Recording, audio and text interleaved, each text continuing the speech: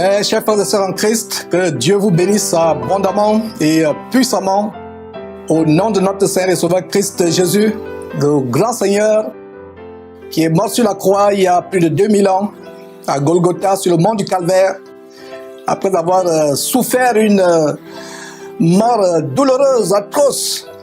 C'était pour notre salut, c'était pour nous sauver de la grande colère à venir, pour nous préserver de l'étang de feu, du lac de feu et de soufre qui ne s'éteindra point. Mes frères et sœurs, c'est par ce grand Seigneur et Sauveur, très excellent, magnificent, glorieux, tout-puissant, que je vous souhaite la bienvenue en ce grand jour de l'an de grâce 2019. Nous sommes plus précisément le samedi 11 mai de l'an de grâce 2019, à ce grand jour, pour commencer ce grand thème que nous avons annoncé, l'étude de Actes, mes frères et sœurs. Quel bonheur de commencer l'étude de Actes. Après de longs mois que nous avons passés, environ 10 mois que nous avons passés sur le livre de Genèse, le livre de tous les commencements. C'est l'occasion aujourd'hui de commencer par le livre du commencement de l'Église. Parce que pour ceux qui ne le savent pas, le premier livre de l'Ancien Testament, de l'Ancienne Alliance, c'est Genèse. Et le tout premier livre de la Nouvelle Alliance, c'est le livre de Actes. Ce n'est pas Matthieu. Matthieu n'est pas le premier livre de la Nouvelle Alliance. Les 4 évangiles sont plutôt le pont.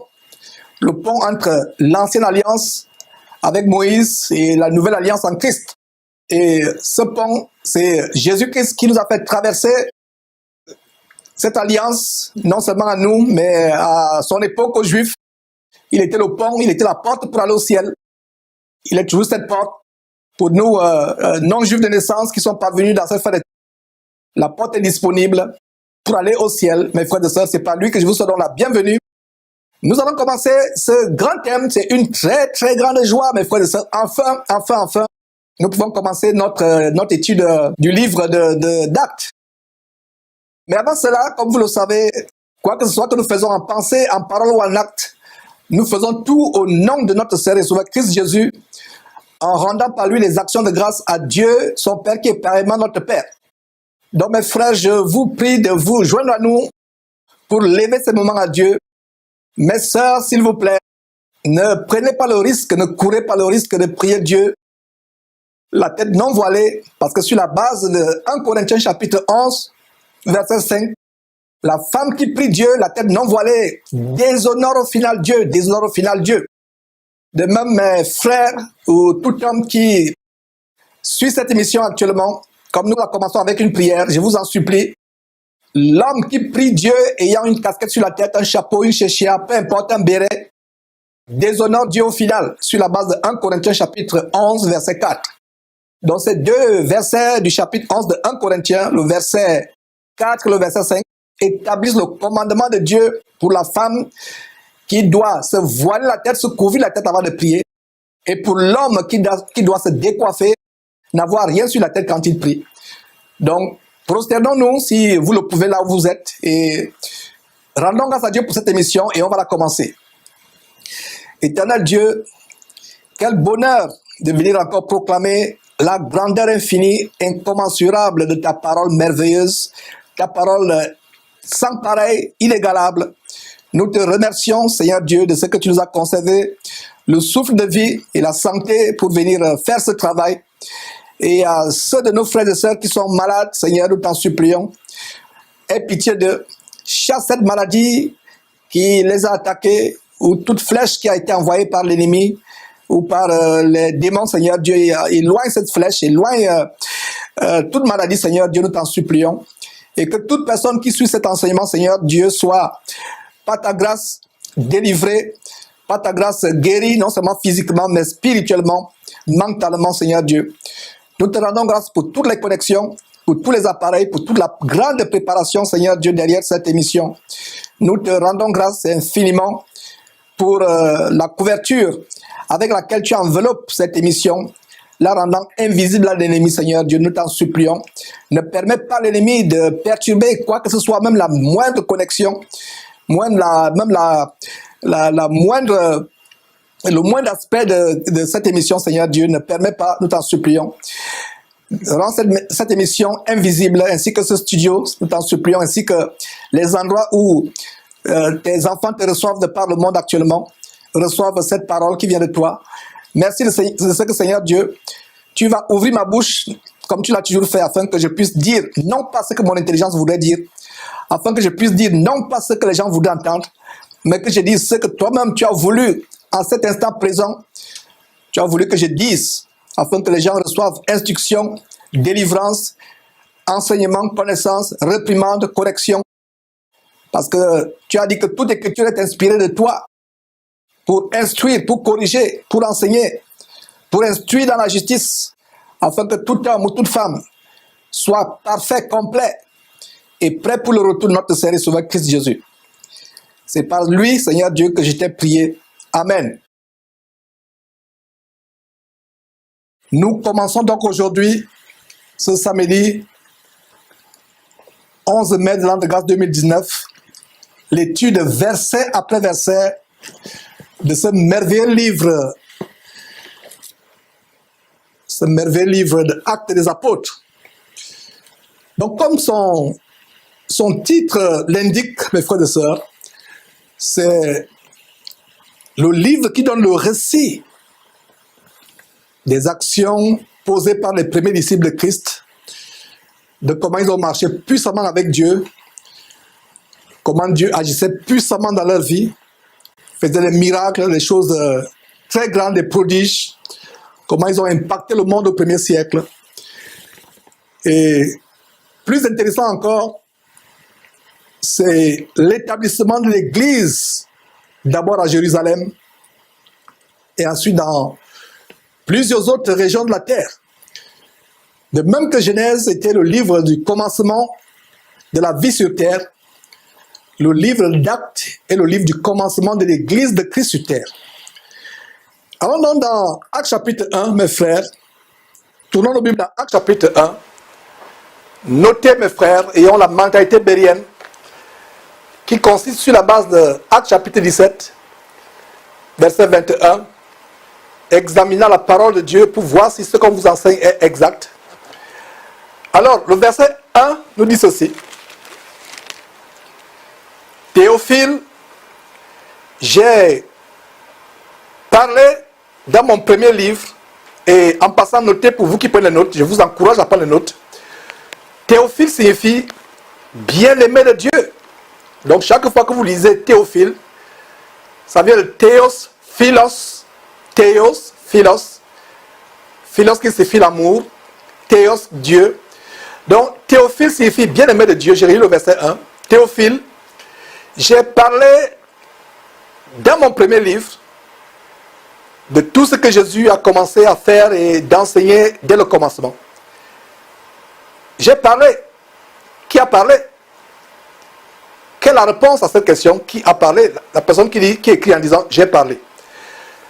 Le verset 1, qu'on vient de lire, nous donne l'indication de l'auteur de ce livre.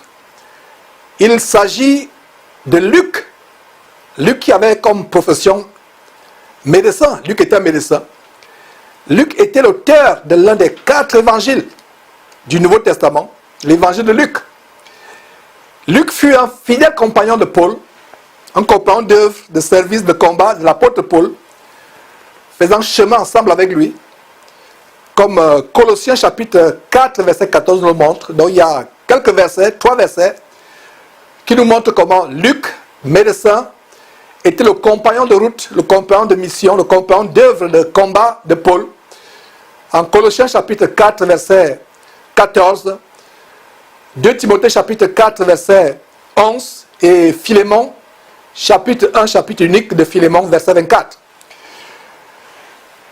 Luc était très attaché à Paul, très fidèle à Paul, alors que beaucoup de disciples avaient abandonné Paul et étaient retournés à ce qu'ils avaient vomi. Ils étaient retournés à ce qu'ils avaient vomi, à l'amour du monde, à l'amour des choses terrestres. Ils étaient retournés au monde, aux choses mondaines. Luc resta fidèle. Ce n'est non pas par hasard que c'est à lui, Luc, que Dieu donne de grandes révélations sur comment l'Église s'est établie. Mes frères et sœurs, il y a d'ailleurs un détail qu'on peut lire en 1 Timothée chapitre 4, verset 10 à 11. Notez cela, restons dans Actes, notez pour qu'on gagne du temps. il y a un grand détail qu'on peut noter sur la qualité de service, le caractère de fidélité, de dévouement de Luc vis-à-vis de Paul. Et qu'est-ce qu'on peut lire donc dans 1 Timothée chapitre 4, j'espère que vous avez noté cela. Le verset 10 dit ceci. Car Démas m'a abandonné par amour pour le siècle présent. Démas m'a abandonné par amour pour le siècle présent. Et il est parti pour Thessalonique. Crescens est allé en Galatie. Tite en Dalmatie. Suivez maintenant le verset 11. Luc seul, regardez, Luc seul, est avec moi. Prends Marc et amène-le avec toi, car il m'est utile au ministère. Donc, voyez comment beaucoup de personnes ont abandonné l'apôtre Paul. Il était arrivé à un moment de sa vie où tous ceux qui sont en Asie l'avaient abandonné. Et dans ce verset de 1 Timothée chapitre 4, plus précisément verset 11, on montre comment Luc seul était resté avec l'apôtre Paul. Voilà, mes frères et sœurs, Luc, l'auteur de ce livre. Ce n'est donc pas surprenant que c'est à un tel disciple dévoué que Dieu a donné la mission d'écrire un grand livre comme le livre des Actes, le premier livre de la Nouvelle Alliance, qui établit le fondement à suivre de l'Église primitive, le modèle de l'Église, qui doit être le même jusqu'à la fin des temps, qui ne doit pas changer. Et outre la fidélité à Dieu et à Jésus-Christ, outre la fidélité à Dieu et à Jésus-Christ, Paul et Luc avaient quelque chose en commun. Qu'est-ce qu'ils avaient en commun? Ils n'avaient pas vu quelque chose, ils n'avaient pas vu le ministère de Jésus physiquement avec leurs yeux. Ils n'avaient pas vu Jésus en la chair. Voilà ce qu'ils avaient en commun. Notez cela, mes frères et sœurs. Outre le fait qu'ils étaient tous fidèles à Dieu, fidèles à Jésus-Christ, ils avaient quelque chose en commun. Ils n'avaient pas été les témoins oculaires du ministère de Jésus-Christ sur terre. Ils n'avaient pas vu Jésus-Christ en la chair. Ils ne connaissaient pas Jésus-Christ physiquement. Ils ne le connaissaient pas selon la chair, ils ne l'avaient pas vu physiquement.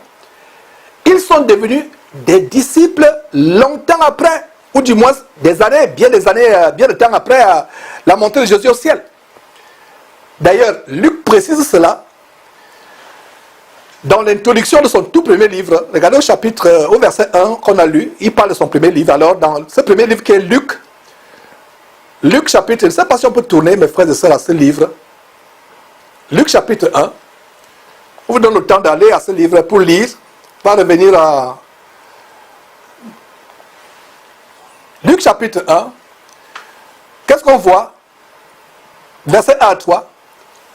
Plusieurs ayant entrepris de composer un récit des événements qui se sont accomplis parmi nous.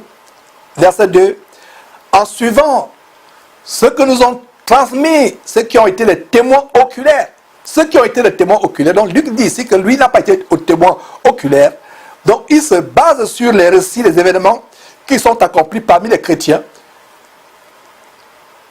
Suivant ce que nous ont transmis, ceux qui ont été les témoins oculaires dès le commencement et sont devenus des ministres de la parole.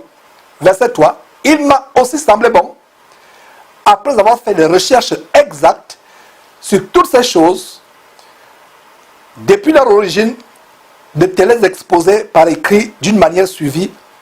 Excellent Théophile. Ouais.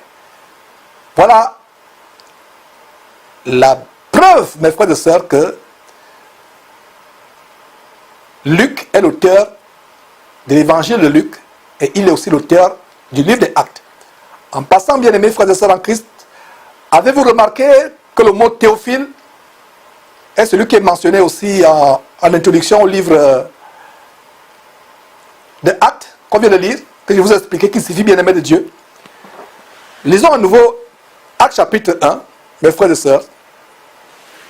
Retournons à Actes chapitre 1, verset 1. Donc Théophile, j'ai parlé dans mon premier livre de tout ce que Jésus a commencé de faire et d'enseigner dès le commencement. Donc ainsi, mes frères et sœurs, le livre de Luc, le premier livre de Luc, l'un des 4 évangiles, est le récit par Luc de tout ce que Jésus avait commencé à faire et enseigner dès le commencement. Et le deuxième livre de Luc, Actes des Apôtres, est le récit de ce que Jésus continuait de faire et continuait d'enseigner au travers de ses disciples, principalement ses apôtres, qu'il avait reçus sur terre, ou de ceux qu'il avait établis depuis le ciel, comme l'apôtre Paul, comme Luc. Donc si vous reniez l'apôtre Paul et rejetez les enseignements de l'apôtre Paul, c'est Jésus directement, c'est Jésus-Christ lui-même. Jésus-Christ lui-même que vous reniez, ce sont ces enseignements que vous rejetez. Et ça m'afflige de voir comment des chrétiens mal affermis, qui ne veulent pas obéir à la parole de Dieu, de plus en plus de soi-disant chrétiens, de soi-disant pasteurs, rejettent les enseignements de Paul. Comme par exemple l'interdiction qui est faite à la femme de devenir pasteur ou d'enseigner la parole de Dieu, la Bible, ou l'obligation pour les hommes de se décoiffer avant de prier, ou les femmes de se voiler la tête avant de prier, ou l'interdiction des femmes de parler dans l'assemblée, les femmes doivent se taire dans l'assemblée des saints. Et quand nous enseignons ces choses, certains chrétiens charnels, mal affermis, qui ont du mal à obéir à la parole de Dieu, qui ont la démangeaison d'entendre les choses agréables, trouvent que non, ce sont les paroles de Paul, ce ne sont pas les paroles de Jésus. Quelle bêtise humaine dans le corps de Christ de dire que nous on ne croit pas à Paul, on ne croit pas en ces paroles, nous croyons en Jésus. Si vous rejetez les paroles de Paul, si vous rejetez l'enseignement de Paul, si vous rejetez le ministère de Paul, c'est Jésus-Christ lui-même que vous rejetez. Donc c'est un chrétien qui aime le péché, qui savoure les manifestations de la chair. Quand on leur dit de faire ceci ou cela, ils disent que Paul a dit, je ne suis pas disciple de Paul. Combien de personnes m'ont confronté? Il y a des femmes rebelles, remplies de l'esprit de Jézabel qui m'ont confronté, disent, Georges, nous croyons en Jésus-Christ, nous ne croyons pas en Paul. Si vous rejetez les paroles de Paul, l'enseignement de Paul, c'est au diable que vous croyez. Alors, suivons quelques versets, mes frères et sœurs. Ces versets que nous allons partager, en commençant par 1 Corinthiens chapitre 11, mes frères et sœurs. Ces versets nous montrent clairement que si vous reniez l'apôtre Paul, si vous rejetez l'apôtre Paul, c'est Jésus-Christ lui-même que vous rejetez, que vous reniez. Ce sont les enseignements de Jésus-Christ que vous rejetez. Alors, 1 Corinthiens chapitre 13, verset 11, on va voir quelques versets. 1 Corinthiens chapitre 11, verset 23, verset 23, excusez-moi. Notez ce verset. Dans 1 Corinthiens chapitre 11, verset 23, dit ceci. Car j'ai reçu du Seigneur ce que je vous enseignais. J'ai reçu du Seigneur ce que je vous enseignais. Alors, il a reçu de qui? De lui-même? Non. De son intelligence? Non. Il a reçu de qui? Du Seigneur. Et voilà les bonnes bases que nous établissons, comme nous nous apprêtons à entrer dans l'étude approfondie, verset après verset, du premier livre du Nouveau Testament, Actes. Voilà les bases sur lesquelles nous allons approfondir, de telle manière que tout ce qui est fait, qui est dit dans le livre de Actes, sachez que ces hommes, comme l'apôtre Paul, étaient établis par Jésus-Christ. Et il dit quoi? Ce que j'ai reçu du Seigneur, ce que je vous enseignais. Alors dans Galates chapitre 1, verset 1. On va voir deux passages dans Galates chapitre 1, verset 1. Qu'est-ce que l'apôtre Paul dit? Regardez comment il introduit la lettre qu'il a écrite aux Galates. Regardez, verset 1. Luc chapitre 1, verset 1. Il dit quoi? Paul, pas Luc, excusez-moi. Galates chapitre 1, verset 1. Qu'est-ce que Paul dit? Vous avez sur votre écran, Galates chapitre 1, verset 1. Il dit quoi? Paul apôtre la part des hommes. C'est ce que vous lisez?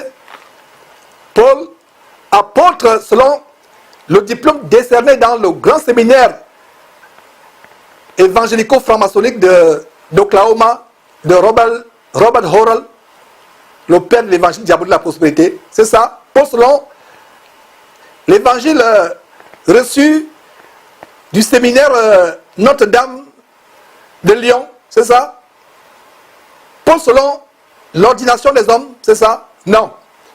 Galates chapitre 1, verset 1, dit Paul, apôtre, non de la part des hommes, ni par un homme, mais par Jésus-Christ un, et Dieu le Père. Qui l'a ressuscité des morts, qui a ressuscité qui des morts, qui a ressuscité Jésus-Christ des morts en passant. Voilà, bon verset qui montre encore que Jésus n'est pas en même temps son propre Père, son propre Fils, il n'est pas en même temps Dieu le Père et Dieu le Fils. Jésus est à part, Dieu est à part. Parce que nous voyons comment Paul dit, apôtre non pas de la part des hommes, ni par un homme, mais par Jésus-Christ, un, et Dieu le Père, deux, qui l'a ressuscité des morts, ressuscité qui est mort, a ressuscité Jésus-Christ. Toujours dans Galates chapitre 1, plusieurs versets plus loin, versets 11 à 12, qu'est-ce que nous lisons? Nous voyons ceci. Je vous déclare, frères, que l'évangile qui a été annoncé par moi n'est pas de l'homme. N'est pas de l'homme. Verset 12. Car je ne l'ai ni reçu, ni appris d'un homme, mais par une révélation de Jésus-Christ.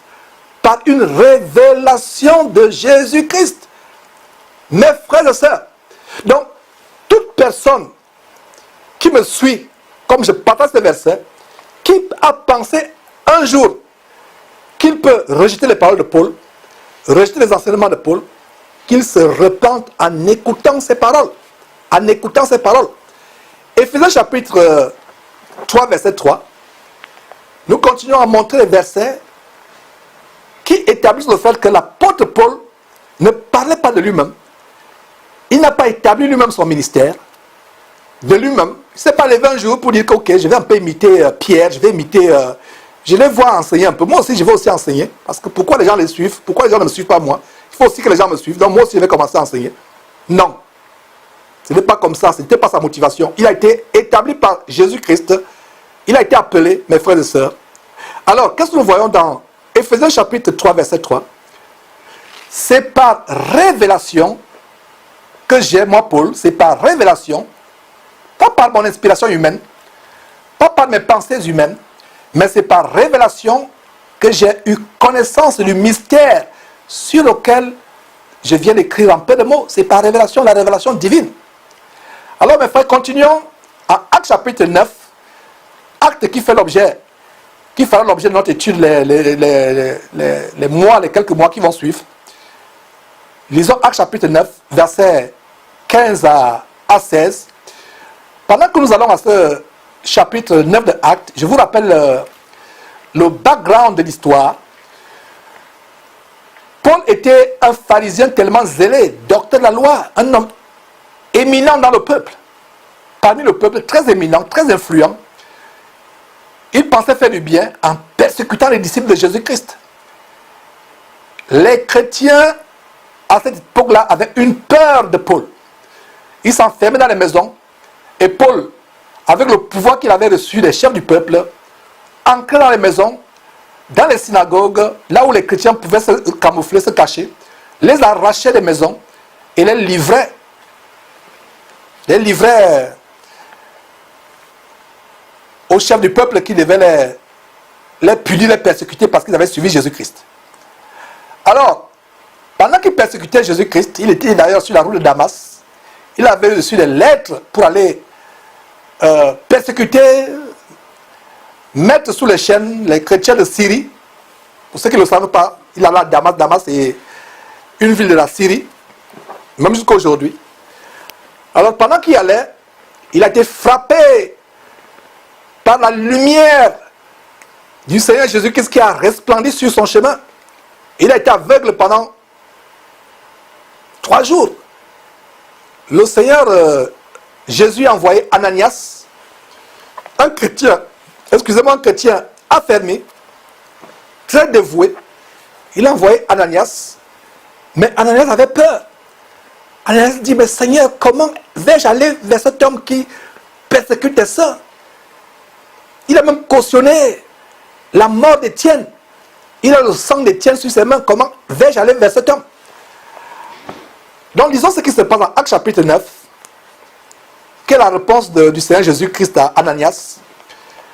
Mais le Seigneur, c'est-à-dire le Seigneur Jésus-Christ, lui dit à qui? À Ananias, va, car cet homme est un instrument que j'ai choisi pour porter mon nom devant les nations, devant les rois et devant les fils d'Israël. Verset 16, et je lui montrerai, moi Jésus-Christ, je lui montrerai tout ce qu'il doit souffrir pour mon nom à moi Jésus-Christ. Donc, ces femmes remplies de l'esprit de Jézabel, qui inondent Internet, YouTube avec des vidéos abominables, qui enseignent, qui me confrontent en disant, Georges, nous ne sommes pas disciples de Paul, nous sommes disciples de Jésus-Christ. Je viens de démontrer publiquement un grand mensonge, à savoir que toute personne qui rejette Paul a rejeté directement Jésus-Christ. Regardez, Jésus dit à Ananias, Ananias, vous avez du dédain pour Paul, vous méprisez Paul, vous pensez que c'est un barbare qui décime les chrétiens, qui massacre les chrétiens. C'est pas faux, mais aujourd'hui c'est un nouvel homme, c'est une nouvelle créature, je vais le changer, il va s'associer à vous, n'ayez plus peur de lui, ne le méprisez plus, ne le craignez plus. Voilà ce que je vais faire de lui. C'est un instrument que je me suis choisi, que j'ai choisi, moi, Jésus-Christ. Mes frères et sœurs, puissent ces versets bibliques délivrer ceux qui rejettent les enseignements de Paul. Le diable n'aime pas Paul. Le diable vous trompe en disant que voilà, suivez Jésus, mais ne suivez pas Paul. Mais qu'est-ce que le diable est en train de faire? Le diable est en train de vous dire que si vous suivez Jésus et que vous rejetez Paul, c'est que vous ne suivez pas Jésus. Est-ce que vous avez compris? Donc si toi, chère dame, cher monsieur, tu me suis, qui a eu cette pensée de rejeter les enseignements de Paul pour suivre Jésus-Christ, repens-toi au nom de Jésus-Christ et comprends que si tu rejettes Paul, tu n'as pas Jésus-Christ. Paul a dit aux femmes de se taire dans les assemblées. Paul a dit que la femme ne peut pas enseigner la Bible. Paul dit que les femmes doivent s'habiller de manière modeste. On le déteste, on dit non, Paul, tu n'es pas mon Seigneur, tu n'es pas mort pour moi. Il y a des vidéos sur Internet qui sont à ce sujet. Georges, toi avec ton Paul là, laisse-nous tranquille, Paul n'est pas mort pour nous. Il y a des gens qui l'ont dit, mes frères et sœurs. Avec amour, j'ai dit à ces gens de se repentir, parce que les versets que nous venons de lire montrent que l'apôtre Paul a été établi par le Seigneur Jésus-Christ lui-même. Regardez comment Jésus étant sur terre avait un grand ministère. Il a mené les gens à la repentance, il a mené les gens au salut, il a mené les gens vers son Père. Il avait le ministère de réconcilier les pécheurs de la terre avec Dieu son Père. Ce ministère continue à travers les disciples de Jésus. Qu'est-ce que vous et moi nous sommes? Et au temps de Paul, ce ministère continuait. Ce ministère continuait. Donc mes frères, voilà ces versets qu'on a vus qui montrent comment l'apôtre Paul a été établi par Jésus-Christ lui-même. Cet apôtre que beaucoup de chrétiens n'aiment pas aujourd'hui.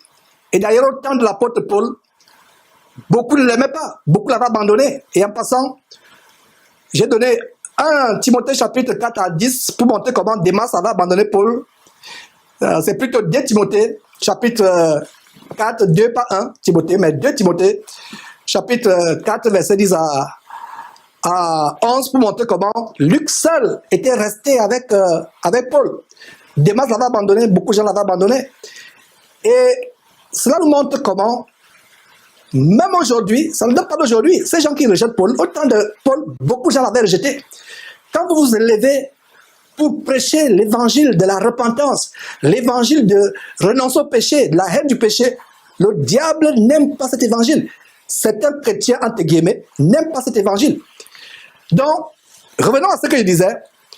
L'évangile de Luc est le récit de ce que Jésus qui avait commencé à faire et à enseigner dans son corps physique quand il était sur terre. Le livre Actes des Apôtres, toujours écrit par Luc, est le récit de ce que Jésus-Christ continuait de faire et d'enseigner. De faire et d'enseigner depuis le ciel au travers de son corps spirituel qui est l'Église, dont il est la tête.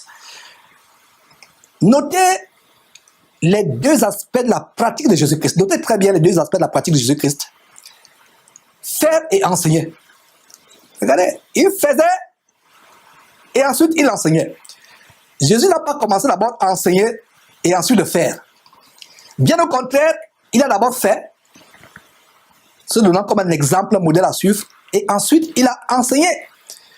Nous devons pratiquer, mes frères et sœurs, nous devons pratiquer ce que nous prêchons. Comme les gens disent, fais ce que je prêche, mais ne me suis pas, ne fais pas ce que je fais. Jésus était un modèle en parole et en action. Il était un modèle en prédication et en comportement, en manière d'agir et de réagir. Donc nous devons pratiquer ces deux aspects, faire et enseigner, pratiquer ce que nous prêchons. Jésus prêchait ce qu'il pratiquait, mes frères et sœurs. Jésus a commencé à prêcher à combien? Environ, âgé de combien d'années environ? On a vu cela, âgé d'environ 30 ans. Il n'avait pas prêché publiquement avant cet âge. Il se contentait de pratiquer la parole de Dieu, de la mettre en pratique dans le privé, dans le secret. Et c'est sur la base de cette fondation d'une vie d'obéissance à Dieu, d'obéissance à la parole de Dieu, une vie de soumission à Dieu et à sa parole. C'est sur la base de cette vie qu'il s'est engagé publiquement dans la prédication. Cela nous donne servir l'exemple. Nous ne devons pas nous empresser de prêcher. Aujourd'hui, tout le monde veut prêcher. On pense qu'il y a de la célébrité à prêcher l'évangile.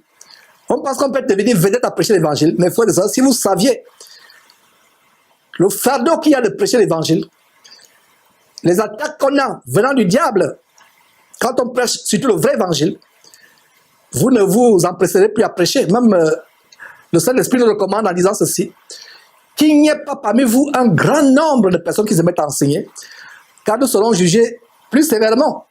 Plus sévèrement.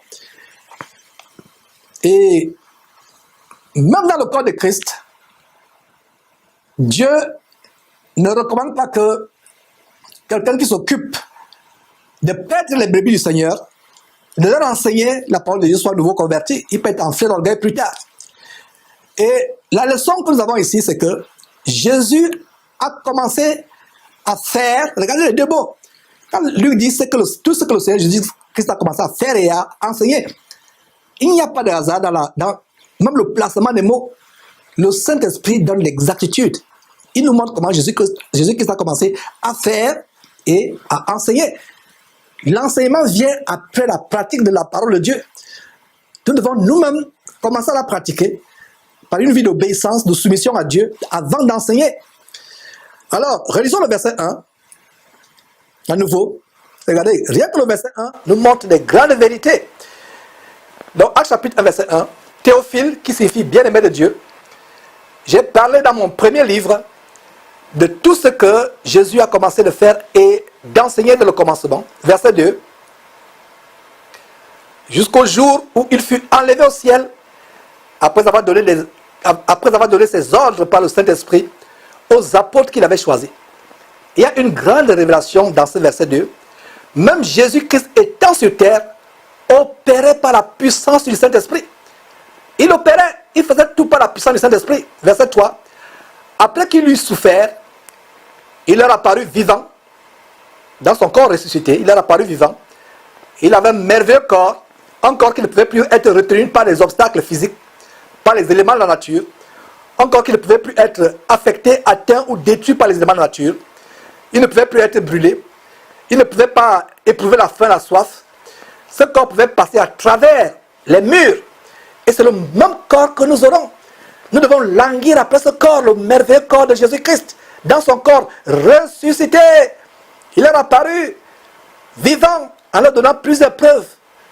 En leur montrant à eux dans son corps ressuscité. Quand je vois la peine que les gens se donnent aujourd'hui à arranger leur corps, à soigner leur corps, ils se font des injections aux lèvres, ils se font des injections aux fesses, aux cuisses, au ventre, aux joues. Et cela est d'ailleurs même lamentable parce que plus tard, vous ne ressemblez plus à un être humain, vous ressemblez à un animal ou à un monstre. Mais les gens se donnent la peine, la liposuction, la chirurgie esthétique, ils s'injectent du botox, ils font tout. Ils se décapent la peau pour avoir un meilleur corps. Je ne me lasserai pas, je ne me lasserai jamais de vous dire, mes frères et sœurs, que nous devons languir vers le meilleur corps, le corps merveilleux. Les gens se décapent, ils s'épilent, ils se font n'importe quoi, ils se font des tatouages pour améliorer le corps. Pourquoi vous donnez-vous de la peine? Pourquoi vous donnez-vous tant de peine à soigner ce qui va disparaître? Pourquoi vous donnez-vous tant de peine à soigner la puanteur, à soigner la boue, à soigner la poussière, la terre? Tu es poussière et tu retournes à la poussière. Mes frères et sœurs, verset 3. Et avant de continuer verset 3, je précise que mes frères et sœurs, nous devons languir plutôt, désirer ardemment le corps ressuscité de Jésus-Christ, le corps glorieux, merveilleux de Jésus-Christ. Donc verset 3, après qu'il eut souffert, il leur a paru vivant. Il a paru à qui? Aux apôtres. Notez très bien que le verset 2 parle des apôtres qu'il avait choisis. 12 apôtres, moins Judas, donc il y avait 11 apôtres. Donc après qu'il eut souffert, il leur a paru. Leur est mis pour qui? Leur est mis pour ceux qui viennent directement au verset 2, pour les 11 apôtres. Donc il n'apparaissait pas à n'importe qui. La population de Jérusalem ne pouvait pas le voir. C'est ceux à qui il apparaissait. Lisez très bien la Bible. Établissez dans votre intelligence, établissez mentalement les relations de logique grammaticale dans votre tête. Quand vous lisez le verset 3, qui dit qu'il leur a apparu, posez-vous la question, il a apparu à qui? Si vous montez plus loin, plus haut, pas plus loin, plus haut, au verset 2, le verset 2 vous montre qu'il s'agit des apôtres qu'il avait choisis. Un s'était retiré de ses frères dans le Seigneur. Il est allé dans son lieu. Celui qui avait voulu vendre Jésus, qui pensait qu'il pouvait le vendre, qui a eu des remords plus tard, il est allé se pendre, se suicider. Donc il leur a apparu vivant aux 11 apôtres, 12 moins Judas, 11, en leur donnant plusieurs preuves, se montrant à eux pendant 40 jours, et parlant des choses qui concernent le royaume de Dieu. Regardez mes frères et sœurs, même après la résurrection, Jésus continue à enseigner ses apôtres. Il enseigne à ses apôtres la parole de Dieu. Pendant 40 jours, il leur enseigne les choses concernant le royaume de Dieu. Verset 4. Comme il se trouve avec eux, avec qui? Il se trouve avec eux, posez-vous la question, avec qui? Avec qui? La réponse est au verset 2, avec les 11 apôtres. Comme il se trouve avec eux, il leur recommanda de ne pas s'éloigner de Jérusalem, mais d'attendre ce que le Père avait promis. Ce que je vous annonçais, d'attendre ce qui avait promis. Pas Jésus-Christ, le Père. Leur dit-il, regardez, voilà un bon verset qui montre également la différence, la distinction entre Jésus-Christ et Dieu son Père. Jésus-Christ n'est pas en même temps Dieu son Père et Dieu son Fils. Si vous croyez à un tel Jésus, vous croyez à un Jésus démoniaque. Vous croyez au Jésus au Jésus de Yonggi-sho, de la 4e dimension, au Jésus bouddhiste, des mystères orientaux. Mes frères et sœurs, vous voyez comment Jésus leur parle de la promesse du Saint-Esprit que le Père, son Père avait promis. Verset 4.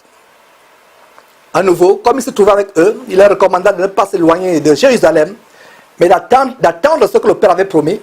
Ce que je vous ai annoncé, leur dit-il, verset 5, car Jean a baptisé d'eau, mais vous, dans peu de jours, vous serez baptisés du Saint-Esprit. On va marquer du temps dans ce verset, mes frères et sœurs, un peu de temps. Avant de commencer leur ministère, et d'être le véritable témoin de Jésus-Christ à travers le monde, les apôtres devaient être remplis du Saint-Esprit par lequel ils devaient opérer. Exactement comme Jésus-Christ lui-même a opéré par la puissance du Saint-Esprit, comme on vient de le lire au verset 2 de ce chapitre, au verset 2 ci-dessus de ce chapitre. Donc Jésus est en train de reprendre la prophétie de Jean-Baptiste en Matthieu chapitre 3 verset 11. Jean-Baptiste qui dit, moi je vous baptise d'eau pour vous amener à la repentance, mais celui qui vient après moi est plus puissant que moi. Jean-Baptiste parlait de Jésus-Christ. Je ne suis pas digne de porter ses souliers. Lui, il vous baptisera du Saint-Esprit et du feu. Vous pouvez aussi lire dans Marc chapitre 1 verset 8. Et Luc chapitre 3, verset 6. Mes frères, je vous baptise d'eau pour vous amener à la repentance. Jean-Baptiste parlait. Et qu'est-ce qui se passe aujourd'hui? Beaucoup de chrétiens languissent plutôt après le baptême d'eau. Ce n'est pas mauvais. Le baptême d'eau, c'est un bon départ parce que le baptême d'eau signifie la repentance. Le baptême d'eau, c'est le symbole que vous êtes enterré avec Christ en ce qui concerne votre vie passée. Quand vous sortez des eaux du baptême, vous êtes une nouvelle créature. C'est pour cela que c'est lamentable et affligeant de voir des chrétiens qui sont baptisés. Ils vont dans le baptême. On a fait une émission sur la porte ouverte pour l'enfer de Mulhouse, cette abominable église de Mulhouse en France. Un documentaire d'ailleurs fait par la télévision française. Comment des personnes viennent se baptiser. Les femmes viennent se baptiser avec des pantalons serrés qui montrent leur courbe, le ventre nu dehors. Et justement, juste pour l'instant, pour l'intermède, les quelques minutes du baptême, on leur fait enlever le pantalon abominable qui montre les courbes, on fait enlever le t-shirt qui montre le ventre, le nombril d'une femme. Même pour un homme, ce serait malséant de s'habiller ainsi. Donc, on leur donne une robe blanche juste pour le baptême. Et quand le baptême finit, ils remettent leur pantalon, ils remettent leur t-shirt qui montre le ventre. Le baptême signifie que quand vous vous baptisez, quand vous sortez les eaux du baptême, vous devez choquer votre entourage. Vous devez choquer vos voisins, vos collègues de travail, vos camarades de classe. Les gens dans votre entourage doivent dire, mais qu'est-ce qui s'est passé? Voici à quoi je pense quand on parle de baptême d'un chrétien. Imaginez-vous que quelqu'un vient vous dire qu'il s'est baptisé, les mêmes mensonges, la même jalousie, la même haine, les mêmes convoitises, le même amour du monde, la même manière de s'habiller comme une prostituée. Si un camion, quelqu'un vient vous dire qu'il a été écrasé par un camion qui roulait il a été cogné par un camion qui roulait à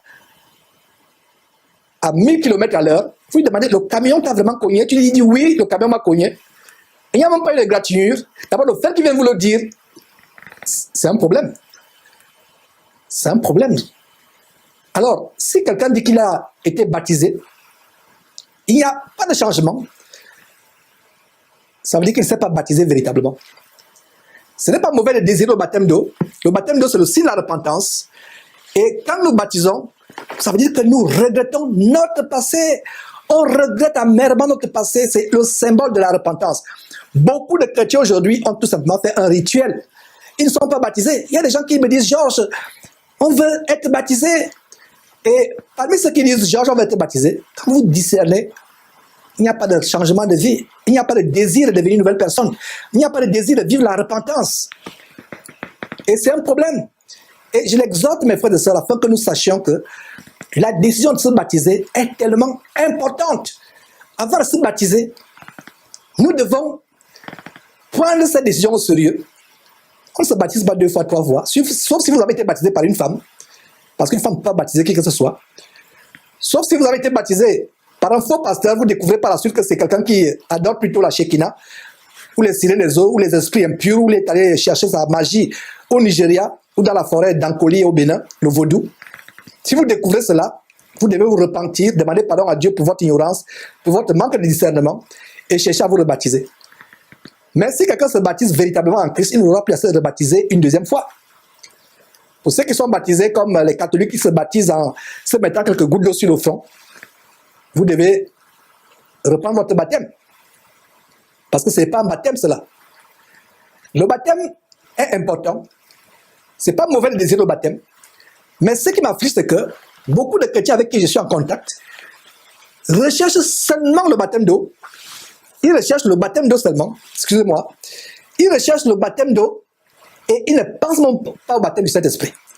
Regardez ce que le prophète, je vais dire le serviteur de Dieu, Jean dit, lui, contrairement à moi qui vous ai baptisé, moi Jean-Baptiste qui vous ai baptisé avec de l'eau, il vous baptisera du Saint-Esprit et du feu. Donc, le Saint-Esprit est plus important que le baptême d'eau.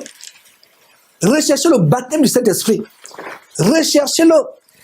Il y a une sœur qui dernièrement me disait, mes frères, vraiment, j'avais tellement cherché, demandé, prié Dieu que je me suis découragé. Je ne priais même plus. J'ai dit, oh ma sœur, tu as fait une terrible erreur. Continuez à demander le Saint-Esprit et les manifestations du Saint-Esprit, telles que le parole, la prophétie, tous les dons du Saint-Esprit. Continue à les demander jusqu'à ce que tu les reçoives. S'il y a quelque chose qui doit préoccuper les prières d'un chrétien, matin, midi, soir, c'est qu'il soit rempli du Saint-Esprit. Regardez comment, de manière solennelle, Jésus dit à ses disciples d'aller attendre ce que Dieu a promis. D'aller attendre. Parce que c'était tellement important. Il devait attendre de manière solennelle ce que Dieu avait promis. C'est une parenthèse que je voulais ouvrir. C'est bien de languir après le baptême d'eau. C'est bien de désirer ardemment le baptême d'eau. Mais ne désirez pas le baptême d'eau sans passer par la repentance. Premier point. Deuxième point, s'il vous plaît. S'il vous plaît, deuxième point. Désirez ardemment le Saint-Esprit. Le baptême d'eau n'est que le symbole de votre vie de repentance. Alors que le baptême dans le Saint-Esprit, c'est la puissance par laquelle vous allez faire votre ministère si vous êtes un homme. Ou vous allez agir dans votre foyer, dans votre vie de tous les jours si vous êtes une femme. Laissez-moi vous comparer l'homme qui est baptisé d'eau mais qui n'a pas le Saint-Esprit. Le baptême d'eau, c'est comme une batterie qui a été fabriquée. Parce que quand il y a un baptême d'eau, sans baptême d'eau, il n'y a pas de batterie.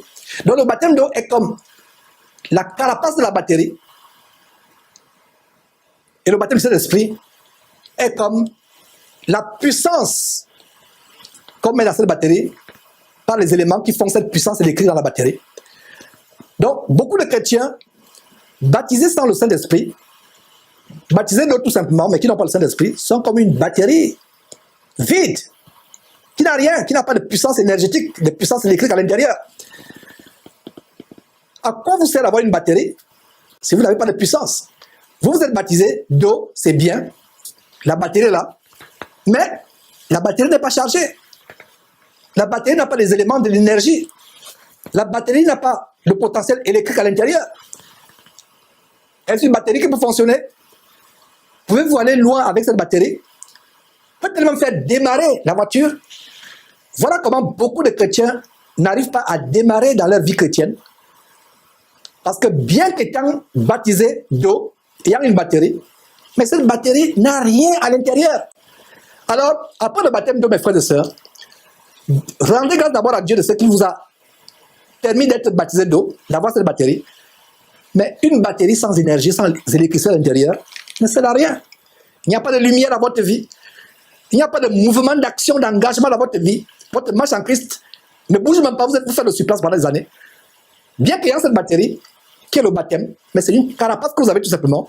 Recherchez ce qui est plus grand. Recherchez la puissance du Saint-Esprit, la puissance en haut. Les disciples de Jésus-Christ étaient baptisés. Jésus lui-même fut baptisé. Regardez ce qui se passe avec Jésus-Christ. Quand il est baptisé par Jean dans le Jourdain, qu'est-ce qui se passe? Automatiquement, le Saint-Esprit descend sur lui. Regardez en Actes chapitre 1, ce chapitre qui fait l'objet de notre étude aujourd'hui, au verset 2, comment Luc nous montre comment Jésus opérait par la puissance du Saint-Esprit. Imaginez-vous ce qu'aurait été la vie de Jésus sans cette puissance du Saint-Esprit en lui.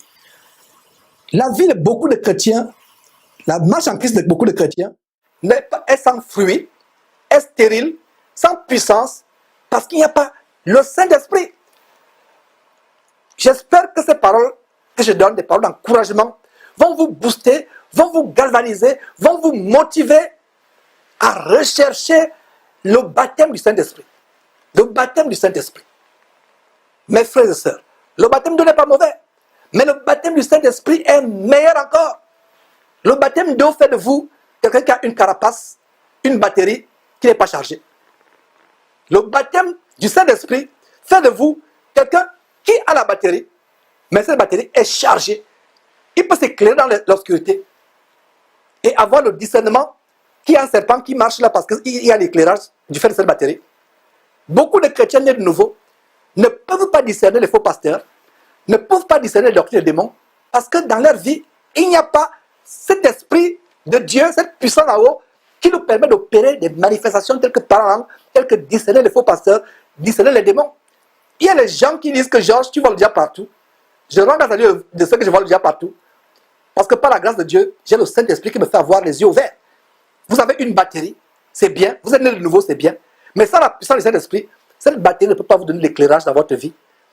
Cette batterie ne peut pas vous donner la puissance pour courir, pour aller vite, pour faire des choses, pour vous protéger contre l'ennemi, pour combattre contre l'ennemi. Il faut cette puissance. J'espère que cette parole va vous galvaniser, va vous encourager à rechercher ardemment la puissance du Saint-Esprit.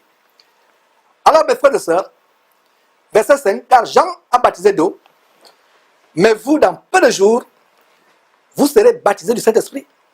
Donc, ces gens devaient d'abord être baptisés du Saint-Esprit avant de commencer leur ministère. Mon frère, tu ne peux pas commencer ton ministère sans être baptisé du Saint-Esprit, sans avoir l'assurance que tu as le Saint-Esprit.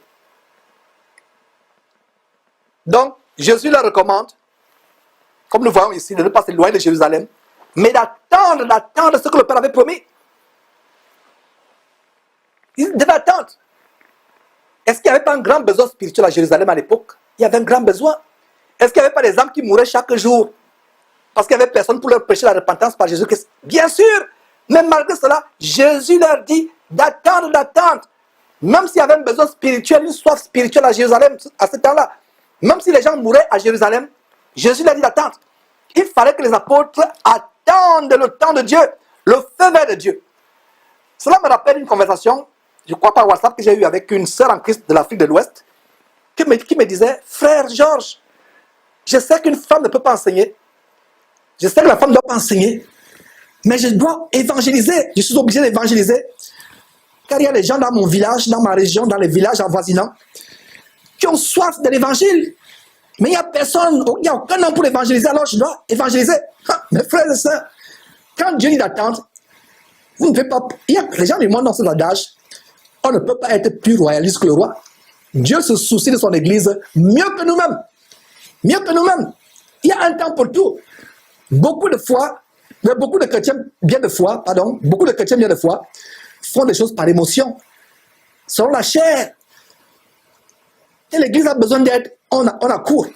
Attendons le feu vert de Dieu. Quand les gens ont besoin d'évangélisation, on pense, selon son intelligence, on accourt, sans avoir le feu vert de Dieu. Si les apôtres, mes frères et sœurs, ces apôtres avaient désobéi, ces 11 apôtres avaient désobéi à Jésus, et si, au lieu d'aller attendre patiemment à Jérusalem la puissance du Saint-Esprit, ils s'étaient précipités à aller annoncer par tout l'évangile, oh, mes frères et sœurs, quelle perte! Ça aurait été du vent. Ils n'auraient rien accompli, absolument rien.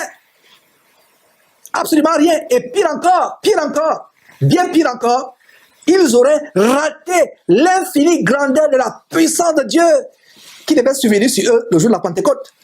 Comme on va voir la semaine prochaine, plaise à Dieu, au chapitre 2. Ça aurait été une terrible bêtise s'ils n'avaient pas attendu. Et c'est la même bêtise que commettent beaucoup de chrétiens soi-disant et prédicateurs soi-disant de nos jours. Ils se précipitent à aller évangéliser, à l'enseigner, sans attendre le feu vert de Dieu. Dieu ne les a pas envoyés, mais ils veulent faire parce qu'ils veulent faire comme les autres, copier les autres. Ils se précipitent à l'enseigner, à aller évangéliser. Ils se précipitent à aller servir le Seigneur, sans même être remplis de la puissance du Saint-Esprit. Est-ce que vous comprenez l'enseignement qui se dégage dans ce chapitre 1 du fait que Jésus leur a dit, attendez d'abord. Attendez. Vous allez me dire, mais Georges, quand Jésus les a envoyés en Luc chapitre 10, 2 années pour évangéliser, ils n'avaient pas reçu le Saint-Esprit. Je vais vous dire ceci, en réponse, si vous posez cette question, Jésus était encore là physiquement sur terre. C'est pour ça qu'il a dit, quand je ne serai plus avec vous, quand je serai parti vers mon Père, je vous enverrai le consolateur. Le consolateur remplace ou bien supplémente l'absence de Jésus-Christ présent physiquement sur terre. Voilà la réponse que je donne aux gens qui vont dire, mais Jésus pourtant les avait envoyés. Si vous lisez Luc chapitre 10, il les avait envoyés 2 par 2. Mais Jésus était sur terre.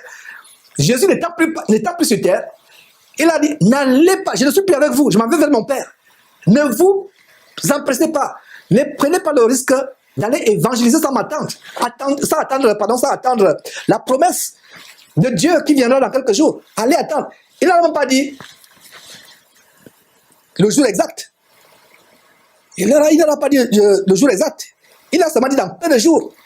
Il n'a pas dit allez tel jour, dimanche à 10h. Il devait tester leur obéissance. Regardez, si Jésus leur avait dit allez le samedi, tel jour à 17h, réunissez-vous dans une chambre haute chez l'un des frères. Certains chrétiens se seront amusés, blaguer avec leur marche en Christ, et c'est le jour-là qu'ils vont aller être pieux, etc., pour recevoir la puissance du Saint-Esprit. Il ne leur a pas donné le jour. Pourquoi? L'heure exacte. Pourquoi? Parce qu'ils voulaient tester leur obéissance, leur piété, comme ils attendaient. C'est pour ça que si Dieu avait donné le jour exact du retour de Jésus-Christ, beaucoup de chrétiens devaient vivre dans la frivolité, la prostitution, le sexe avant le mariage, le mensonge, le vol, la corruption, la haine, tout cela. Et c'est le jour-là, maintenant, la veille, qu'ils vont dire, chercher quelqu'un pour les baptiser. Heureusement qu'on ne se moque pas de Dieu. Dieu n'agit pas comme cela. Beaucoup de chrétiens aujourd'hui, s'ils savaient le jour exact du retour de Jésus-Christ, feraient leur vie comme bon leur semble. D'ailleurs, vous ne savez pas quand est-ce que la mort va vous frapper. Jésus ici teste l'obéissance de ses apôtres. Il ne leur donne pas le jour exact. Il ne leur donne pas l'heure exacte. Il a dit seulement, allez attendre. Et les apôtres vont, ils attendent. Voilà. Ils attendent. Ça aurait été une grande bêtise s'ils n'avaient pas attendu. Jésus leur a dit, il a dit à ses apôtres, attendez, attendez, attendez. Vous ne quitterez pas Jérusalem avant d'avoir reçu ce que le Père a promis. En passant pas ce que Jésus lui-même a promis, mais ce que son Père a promis. Voilà, en passant, comme je l'ai dit, je ne me fatiguerai pas de vous dire que voilà encore un bon verset qui montre la distinction entre Jésus-Christ et Dieu son Père. Donc Jésus n'est pas en même temps son propre Père et son propre Fils. Verset 6. Alors les apôtres lui demandèrent, Seigneur, est-ce en ce temps-là que tu rétabliras le royaume d'Israël? Est-ce en ce temps-là? Ils posent la question. Ils avaient posé la même question sous une autre forme en Matthieu chapitre 24, verset 36. Quand est-ce qu'il y aura la fin du monde? Ils posent la même question. Même s'ils avaient passé plusieurs années à écouter les enseignements de Jésus-Christ concernant le royaume céleste de Dieu, leurs intelligences étaient focalisées sur les choses de la terre. Ils disent, est-ce en ce temps-là que tu rétabliras le royaume d'Israël? Quel temps? De quel temps? Il s'agit ici. N'oubliez pas que Jésus leur a dit, dans peu de jours, vous recevez le Saint-Esprit. Donc ils se disent, ils demandent à Jésus, est-ce que c'est dans quelques jours alors que, Seigneur Jésus, tu vas rétablir le royaume d'Israël? Est-ce que vous comprenez? Parce que bien des fois, des chrétiens ont lu le verset 6 et n'ont pas compris ce que signifie en ce temps. Quel temps? Je vous ai dit, quand vous lisez la Bible, posez-vous souvent des questions de logique grammaticale. Les apôtres réunis lui demandaient, Seigneur, est-ce en ce temps-là que tu rétabliras le royaume du Seigneur? Enfin, le royaume d'Israël. Pas le royaume du Seigneur, le royaume de Dieu, le royaume d'Israël. Vous posez la question, quel temps? C'est ce que Jésus leur a dit dans peu de jours. Donc ils pensaient que dans quelques jours, ils devaient non seulement recevoir et la puissance du Saint-Esprit, et ça devait être le rétablissement du royaume d'Israël sur terre. Même s'ils avaient passé plusieurs années à écouter les enseignements de Jésus-Christ concernant le royaume céleste de Dieu, leur intelligence, leur pensée était focalisée sur les choses terrestres. Ils demandent si c'est dans peu de jours, au moment de la réception du Saint-Esprit, que le royaume de Dieu devrait être, le royaume d'Israël devait être aussi établi. N'oubliez pas que, mes frères et sœurs, Israël était sous colonie romaine. Et ils se demandaient, est-ce dans quelques jours, quand nous allons recevoir le Saint-Esprit, que Israël va être libéré de la colonie, de la colonisation romaine? Ils pensaient toujours à un royaume terrestre. Ils avaient oublié tous les enseignements que Jésus leur donnait. Ils avaient oublié comment Jésus leur recommande en Matthieu chapitre 6, verset 19 par exemple. Ne vous amassez pas les trésors sur la terre, ne pensez pas aux choses de la terre. C'est malheureusement ce que font de nos jours les adeptes diaboliques de l'évangile de la prospérité, du Kingdom Now. qui vient des États-Unis avec les gens comme Oral Robert, Kenneth Copeland, Kenneth Hagin, et que les Masolo Chinasi, Mamadou Karambiri, Ivan Castano et autres sont en train de reprendre, de véhiculer l'évangile diabolique. Ils ne pensent qu'aux choses de la terre. Les apôtres voyaient charnellement Israël devenant une grande nation et remplaçant Rome comme étant la plus grande nation de la terre. Ils le voyaient de manière charnelle. Ils voyaient Jésus-Christ devenant le roi de cette nation et chacun des 11 apôtres étant à la tête d'un cabinet ministériel. Voilà ce qu'ils voyaient. Mes frères et sœurs, quand ils posent la question, est-ce à ce temps-là que tu rétabliras le royaume d'Israël? Ils ne se soucient pas du royaume de Dieu. Ils se soucient du rétablissement du royaume d'Israël sur terre. Ils pensaient que chacun devait être à la tête d'un cabinet ministériel. Donc, quelle ne fut pas leur grande surprise, leur stupéfaction et leur déception immense quand Jésus fut soudainement élevé au ciel. Ils pensaient qu'après la résurrection, ils avaient oublié tous les enseignements de Jésus-Christ. Ils pensaient qu'après la résurrection, c'est un royaume très grand qui devait s'établir. Rome devait être détrônée comme la plus grande puissance de la terre à cette époque. C'est Israël qui devait devenir la puissance numéro 1. Il devait devenir des ministres, Jésus devait être le roi. Et quelle surprise quand Jésus, subitement, comme on va voir par la suite, est élevé. Il va au ciel. Il disparaît dans les nuées. Sous leurs yeux, comme on le verra dans quelques minutes. Mais, après la réception du Saint-Esprit, aucun d'eux ne va plus s'attacher aux choses de la terre. Aucun d'eux ne va plus penser au royaume d'Israël physique. Tous passeront à la Jérusalem céleste. Donc si ces adeptes de l'évangile diabolique de la prospérité, du kingdom now, du royaume maintenant, avaient vraiment le Saint-Esprit, le Saint-Esprit devait leur enseigner que le royaume, le gouvernement, que ces faux apôtres que nous dénonçons veulent établir, ils se disent qu'ils sont des rois. La plupart des églises se transforment en des casernes militaires. De plus en plus, vous voyez les pasteurs qui ont des cannes comme des rois. Des cannes comme des rois, des cannes magiques comme des rois. Ils ont des couronnes sur la tête comme des rois. Ils ont des chaises, des trônes royaux. Regardez dans ces églises que nous dénonçons. Ils ont le trône. Vous pensez que c'est par hasard? Ils ont mangé à un évangile diabolique. Le diable les a séduits avec un évangile de mort. L'évangile qui leur montre qu'ils peuvent être des rois sur terre. Ils ont des garde-corps. Regardez de plus en plus.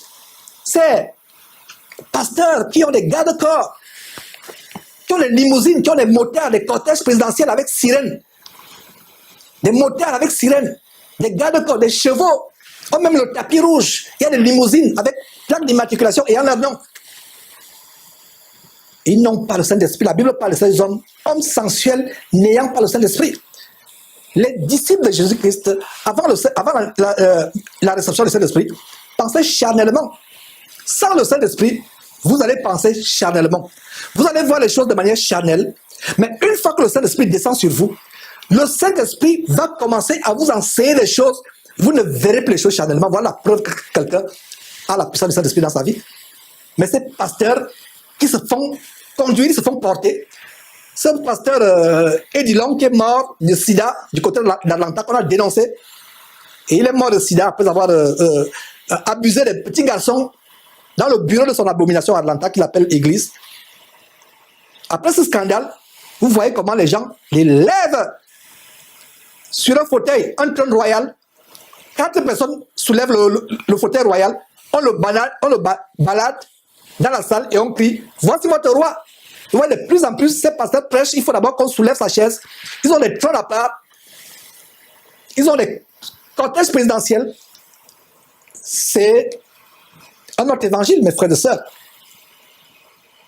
Est-ce que vous pouviez penser que ce verset 6, que nous sommes en train de lire, a une relation avec l'évangile de régner maintenant, du royaume maintenant, d'être roi sur terre avant Jésus-Christ? L'apôtre Paul dit, sans nous, ils ont commencé à régner. Sans Jésus-Christ, ils ont commencé à régner. Ils ne veulent pas que Jésus revienne. Parce que si Jésus revenait, Jésus devait mettre fin à leur royaume. Jésus devait renverser le petit royaume de roi Télé. Allez demander à ces pasteurs que nous dénonçons s'ils veulent que Jésus revienne en réalité. Ils ne veulent pas. C'est la fin de leur royaume. C'est pour ça que l'apôtre Paul disait, sans nous, ils ont commencé à régner. Est-ce que vous saviez que ce verset 6 est le fondement du royaume maintenant? Voilà une grande révélation, première grande révélation, comme nous engageons le livre, l'étude du livre de Actes, mes frères et sœurs.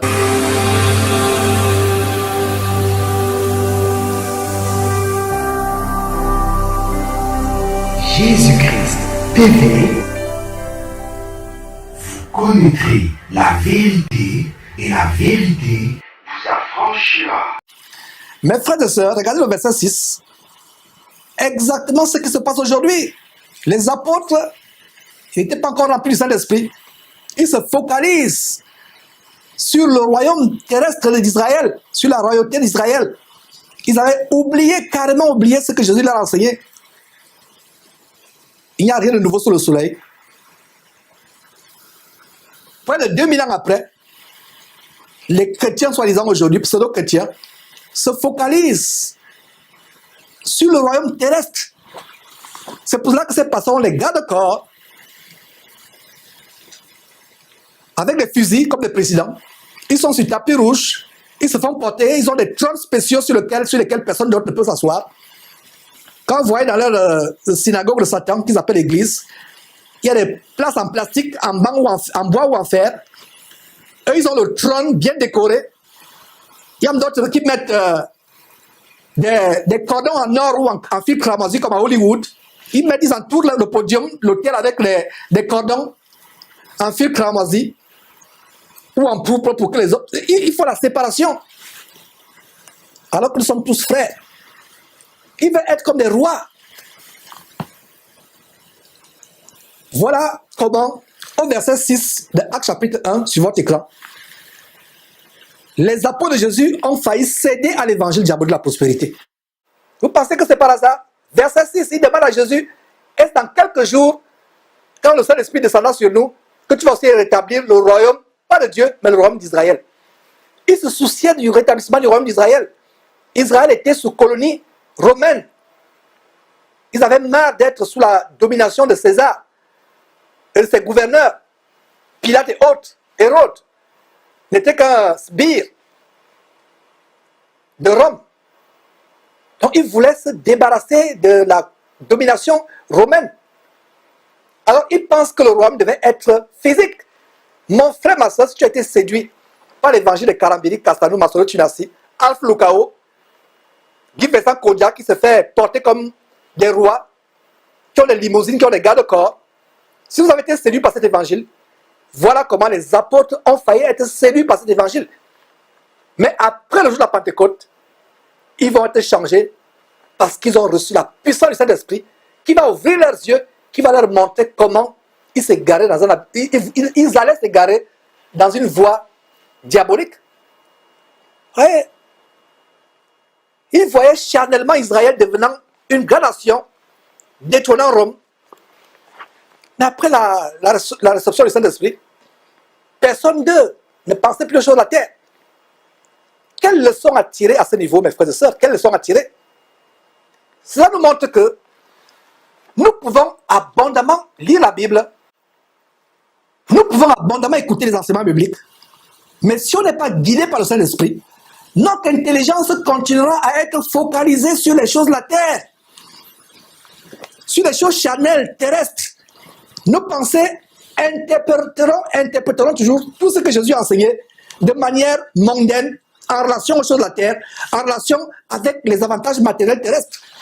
Beaucoup de chrétiens aujourd'hui, quand ils vont à Christ, c'est pour être prospères. L'évangile de la prospérité. Parce qu'ils n'ont pas le Saint-Esprit en eux. Quand le Saint-Esprit entre dans le corps de quelqu'un, dans la vie de quelqu'un, il t'ouvre les yeux, tu ne verras plus le Seigneur Jésus-Christ comme un moyen d'être riche, comme un moyen d'être ministre des Finances dans ton pays, comme un moyen d'avoir des grands business, des grandes affaires pour être un grand homme d'affaires. Quand le Saint-Esprit entre dans ta vie, tu ne vas plus continuer à interpréter la parole de Dieu, les enseignements de Jésus de manière charnelle, mondaine, terrestre. Est-ce que vous voyez pourquoi l'évangile inspiré par le Saint-Esprit n'est pas répandu aujourd'hui? Est-ce que vous voyez pourquoi l'évangile diabolique de la prospérité est répandu? Parce que les gens vont à Christ de manière charnelle. Christ est venu faire de nous les rois. Bien-aimé, je sens que tu prospères à tous égards. 3 Jean 2. Mais ils oublient la dernière partie de ce verset. Comme prospère l'état ton âme. Notre prospérité est en fonction de comment notre âme prospère, remplie par la parole de Dieu.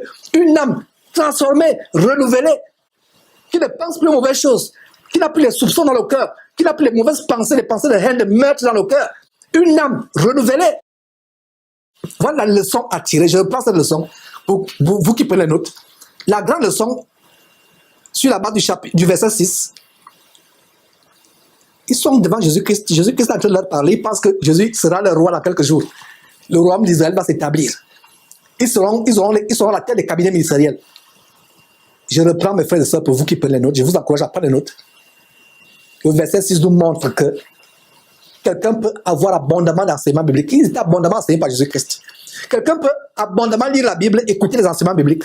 Mais si la personne n'a pas le Saint-Esprit, la personne continuera avec son intelligence, avec ses pensées, à être charnelle, mondaine, terrestre. La personne continuera à interpréter ce que Jésus a enseigné en relation avec les avantages matériels terrestres, avec les choses charnelles. Mes frères et sœurs,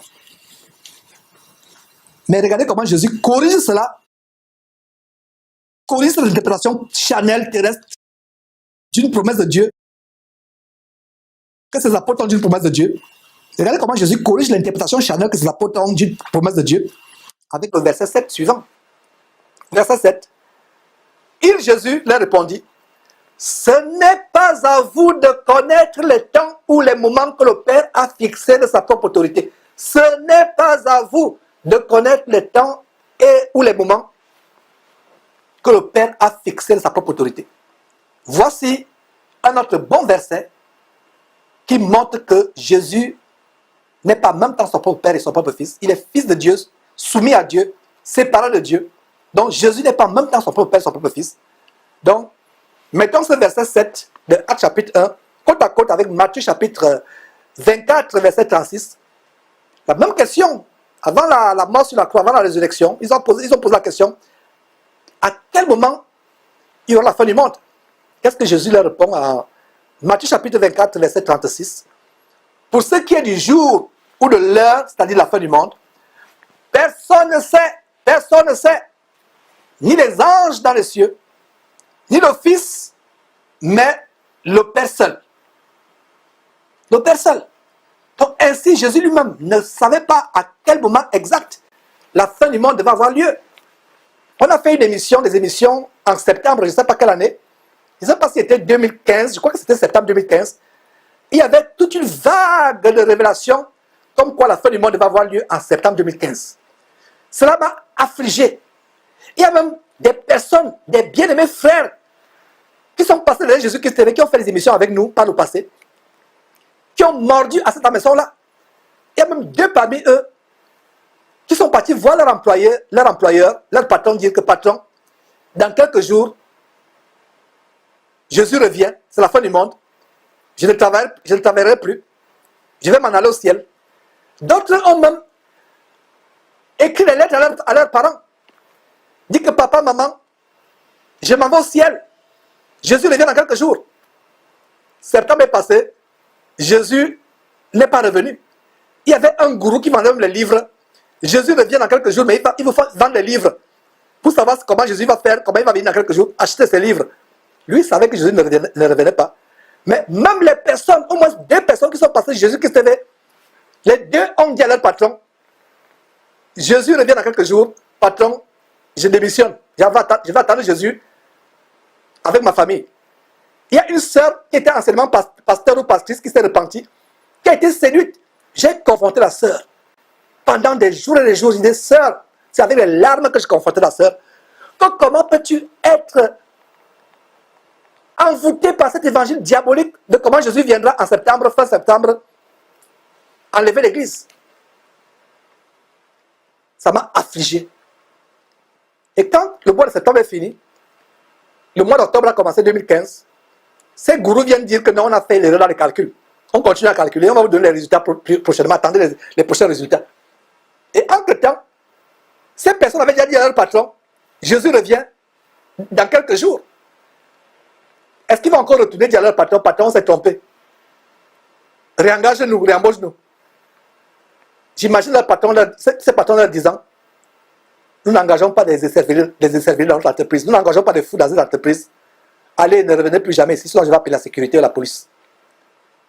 Et à ces parents à qui, quelqu'un qui passait sur Jésus qui était pourtant, ils sont détournés. Aujourd'hui, l'un d'eux fait l'évangile de la prospérité. Il fait des séminaires de comment influencer le monde, comment devenir riche. C'est normal. Je me demande même si ces gens ont été chrétiens un jour. Donc, à celui-là qui dit à ses parents, Jésus revient, maman, papa, si vous ne me voyez pas dans quelques jours, je vais disparaître comme dans les airs. Jésus revient. Allez encore prêcher Christ à ses parents. Ses parents vont vous fermer la porte, ils vont envoyer leurs chiens, leurs bergers allemands, vous dévorer. S'ils sont en Afrique, ils vont vous verser l'eau du poisson écaillé. Parce qu'ils ne croient pas à vos bêtises. Regardez comment le nom de Dieu est blasphémé parmi les païens à cause des soi-disant chrétiens. Personne ne connaît le retour de notre Seigneur Jésus-Christ. Donc s'il y a un enseignement quelque part sur Internet, il y a un homme qui se lève, qui dit que j'ai vu le ciel et l'enfer. Jésus m'a dit, Jésus m'a parlé qu'il revient dans 2 mois, dans 3 mois, dans 4 semaines. Ne le croyez pas, fuyez-le comme la mort. J'espère que vous me comprenez. Vous voyez comment le livre de Actes commence à nous montrer des grandes choses, nous mettre en garde. Regardez, Jésus leur répondit, ce n'est pas à vous de connaître les temps et les moments que le Père a fixé de sa propre autorité. Ça signifie qu'il y a des choses réservées à Dieu. Il y a le domaine réservé de Dieu. Il y a des gens qui viennent me dire, mais Georges, comment est le ciel? Qu'est-ce qu'il y a là-bas? Est-ce qu'on mange? Comment on va faire? Qu'est-ce qu'on va visiter? Je dis, oh frère, la Bible ne dit-elle pas que les choses cachées sont à Dieu? Les choses révélées sont à ses enfants que nous sommes. Ce que Dieu a caché, ne cherche pas, ne creuse pas. Et je réponds souvent à ces frères, si vous voulez savoir comment est le ciel, ce qui se passe là-bas, vivez la sanctification, recherchez la piété, éloignez-vous du mal, du péché, vous y serez et vous aurez votre réponse éternellement. Et ils se taisent quand je leur réponds comme cela. D'autres graissent les dents, mais d'autres qui aiment vraiment la parole de Dieu sont reconnaissants par rapport à ces réponses. Donc, si quelqu'un, je vous en supplie, quelqu'un vient vous dire que Jésus revient dans 2 mois, dans 3 mois, l'année prochaine, comme cet abominable prophète franc-maçon, sataniste William Branham, dont le nom est attaché à une abominable dénomination aujourd'hui, le branhamisme, combien de fois il a pronostiqué, ça c'est les pronostics comme les gens qui font la divination avec les esprits de Python, il a pronostiqué que Jésus devait revenir telle année, il rate, il dit à ses disciples, non, on va refaire les calculs, restez tranquille. Même chose, arrive, Jésus ne revient pas à la nouvelle date qu'il a donnée, ainsi de suite.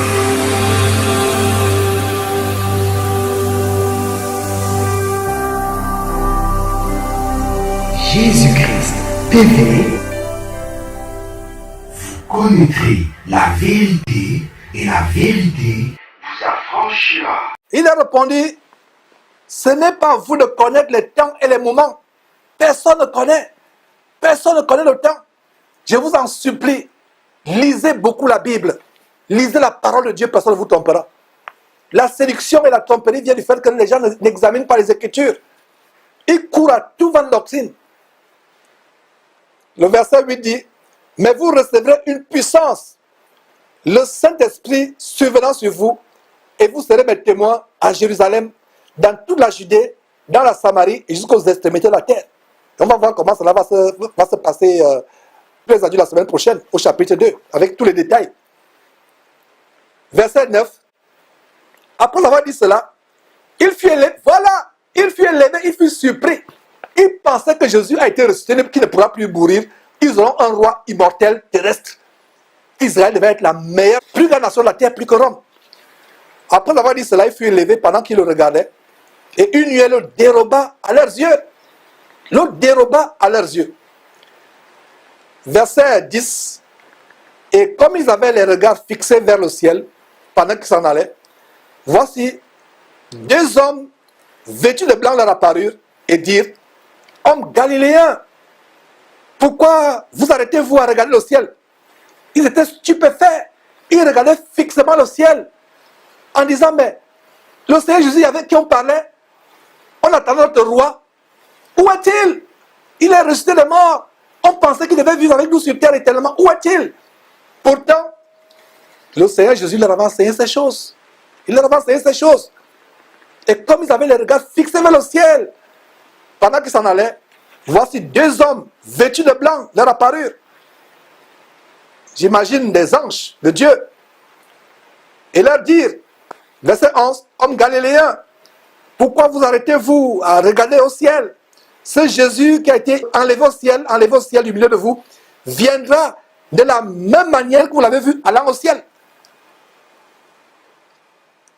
Je parlais d'une doctrine de démons qui sévit, qui vous dit Jésus, des gens qui disent qu'ils connaissent la date exacte du retour de Jésus et de la fin du monde. Il y a une autre doctrine, la doctrine du retour invisible et silencieux et secret de Jésus. On a fait des émissions là-dessus, popularisées par les films tels que Left Behind, qui signifie en français Le jour d'après, par des pasteurs francs-maçons satanistes qui ont popularisé cette doctrine diabolique. Regardez comment le film Le jour d'après, il y a une série de romans, et l'un des romans, Le jour d'après, Left Behind, a fait l'objet d'un film. La thèse du retour invisible de Jésus secret, c'est une doctrine diabolique. Vous n'aurez pas ce jour-là à ouvrir la télévision, aller sur Internet et voir un posting sur WhatsApp ou sur YouTube ou sur Facebook que Jésus vient d'arriver. Non. Les anges disent quoi? Ce Jésus qui a été enlevé au ciel du milieu de vous viendra de la même manière. Et regardez comment la parole de Dieu dit que tout homme le verra. Tout œil verra. Même les aveugles sauront que Jésus est venu. Tout œil verra. La Bible dit tout œil. On verra le Fils de Dieu venir dans les nuages, dans les nuées. Tout homme. Donc la doctrine diabolique de l'enlèvement secret de l'Église, Jésus vient secrètement et l'Église est enlevée secrètement. On voit les gens disparaître un à un. Vous voyez ma veste par exemple. Si j'ai la grâce d'être enlevé, on voit seulement, on ne voit plus le visage, on ne voit plus les mains, on ne voit plus la Bible, on voit seulement la veste posée, ma chemise posée sur le dossier. Cessez de regarder la télévision. Et vous saturez, contaminez l'intelligence avec ces films abominables. Le diable est en train de mettre dans l'intelligence des chrétiens le concept diabolique, satanique, du retour silencieux, mystérieux, secret, invisible de Jésus-Christ. Et la notion de l'enlèvement mystique, invisible, silencieuse, discrète, secrète de l'Église. Cela est faux, ce n'est pas la vérité. Et voilà comment le livre de Actes commence à recadrer les choses. Nous ne sommes qu'au début, ce n'est que l'introduction aujourd'hui. On va voir d'immenses révélations dans le livre de Actes. Vous serez reconnaissant à Dieu pour ces émissions parce que vous allez découvrir de grandes choses. La gloire pas à Georges, pas à Jésus-Christ TV. La gloire à Dieu et à Dieu seul et à Jésus-Christ. Pourquoi vous le regardez aller au ciel? Il viendra de la même manière. Tout le monde le verra. Tout le monde le verra. Verset 13. Quand ils furent arrivés, ils montaient dans la chambre haute où ils se tenaient d'ordinaire. C'était Pierre, Jean 2, Jacques 3, André 4, Philippe 5, Thomas 6, Barthélemy. Nous sommes au verset 12, mes frères et sœurs. Ils retournèrent à Jérusalem. Ils ont obéi promptement. Ils ont obéi. Ils retournèrent à Jérusalem, de la montagne appelée les Oliviers, qui est près de Jérusalem, à la distance d'un chemin de sabbat. Voilà le verset. Et maintenant le verset 13, là où j'ai commencé à lire. Quand ils furent arrivés, ils montaient dans la chambre haute, une chambre de prière, où ils se tenaient d'ordinaire. Regardez, d'ordinaire. Donc après la résurrection de Jésus, ils étaient là ensemble, ils priaient. Ils disaient, où est le Seigneur? Ils se consolaient. Malgré la peur qu'ils avaient dans le cœur, ils se consolaient les uns les autres. Au verset 13, quand ils furent arrivés, là où Jésus leur a dit de retourner, ils montaient dans la chambre haute où ils se tenaient d'ordinaire. C'était Pierre 1, Jean 2, Jacques 3, André 4, Philippe 5, Thomas 6, Barthélemy 7, Matthieu 8, Jacques 9, Jacques fils d'Alphée 9, Simon le Zélote 10 et Jude, fils de Jacques, 11. Donc voilà 11 sans Judas Iscariote. Ils étaient 12 au départ, moins Judas Iscariote, 11. Regarde le verset 14. Tous d'un commun accord persévéraient dans la prière avec les femmes et Marie, mère de Jésus. Soulignez Marie, mère de Jésus. Mes frères et sœurs, ceux qui sont fidèles sur Jésus qui TV peuvent interpréter mon sourire. On a fait une grande émission il y a quelques jours, un documentaire qui mettait à nu la reine du ciel, cette déesse diabolique que les gens vénèrent aujourd'hui, qui a plusieurs noms selon les régions, selon les civilisations. Isis, Samiramis, Astarté, la reine du ciel, Notre-Dame, Mami Wata, Shekinah, etc. C'est l'enseignement diabolique qui vous montre que Marie est la porte du ciel. Oh, chers catholiques, nous ne vous jugeons pas. C'est avec amour que nous vous invitons à relire la Bible. Non pas à lire la Bible parce que vous ne l'avez jamais lu. À lire la Bible. Marie était avec les disciples, avec les apôtres. Tous d'un commun accord, verset 14. Persévérer dans la prière avec les femmes. Et Marie, mère de Jésus. Donc Marie elle-même devait attendre le Saint-Esprit. J'imagine les apôtres leur donnant les dernières paroles de Jésus. J'imagine Marie, mère de Jésus, curieuse par rapport à ce que son fils a dit à ses 11 apôtres. Et si ces 11 apôtres avaient le discernement, ils devaient lui dire, femme, ton fils, tu ne le connais, notre fils n'est plus selon la chair. Oublie ce fils que tu as eu selon la chair. Il est autre actuellement et il est monté au ciel. Voilà le verset qui montre que, on vient de lire le verset qui montre que Jésus est monté au ciel. Verset 10 et 11. Mais voilà Marie au ciel, non. Oh Seigneur, pendant les années, j'ai fêté l'Assomption pensant que Marie était montée au ciel.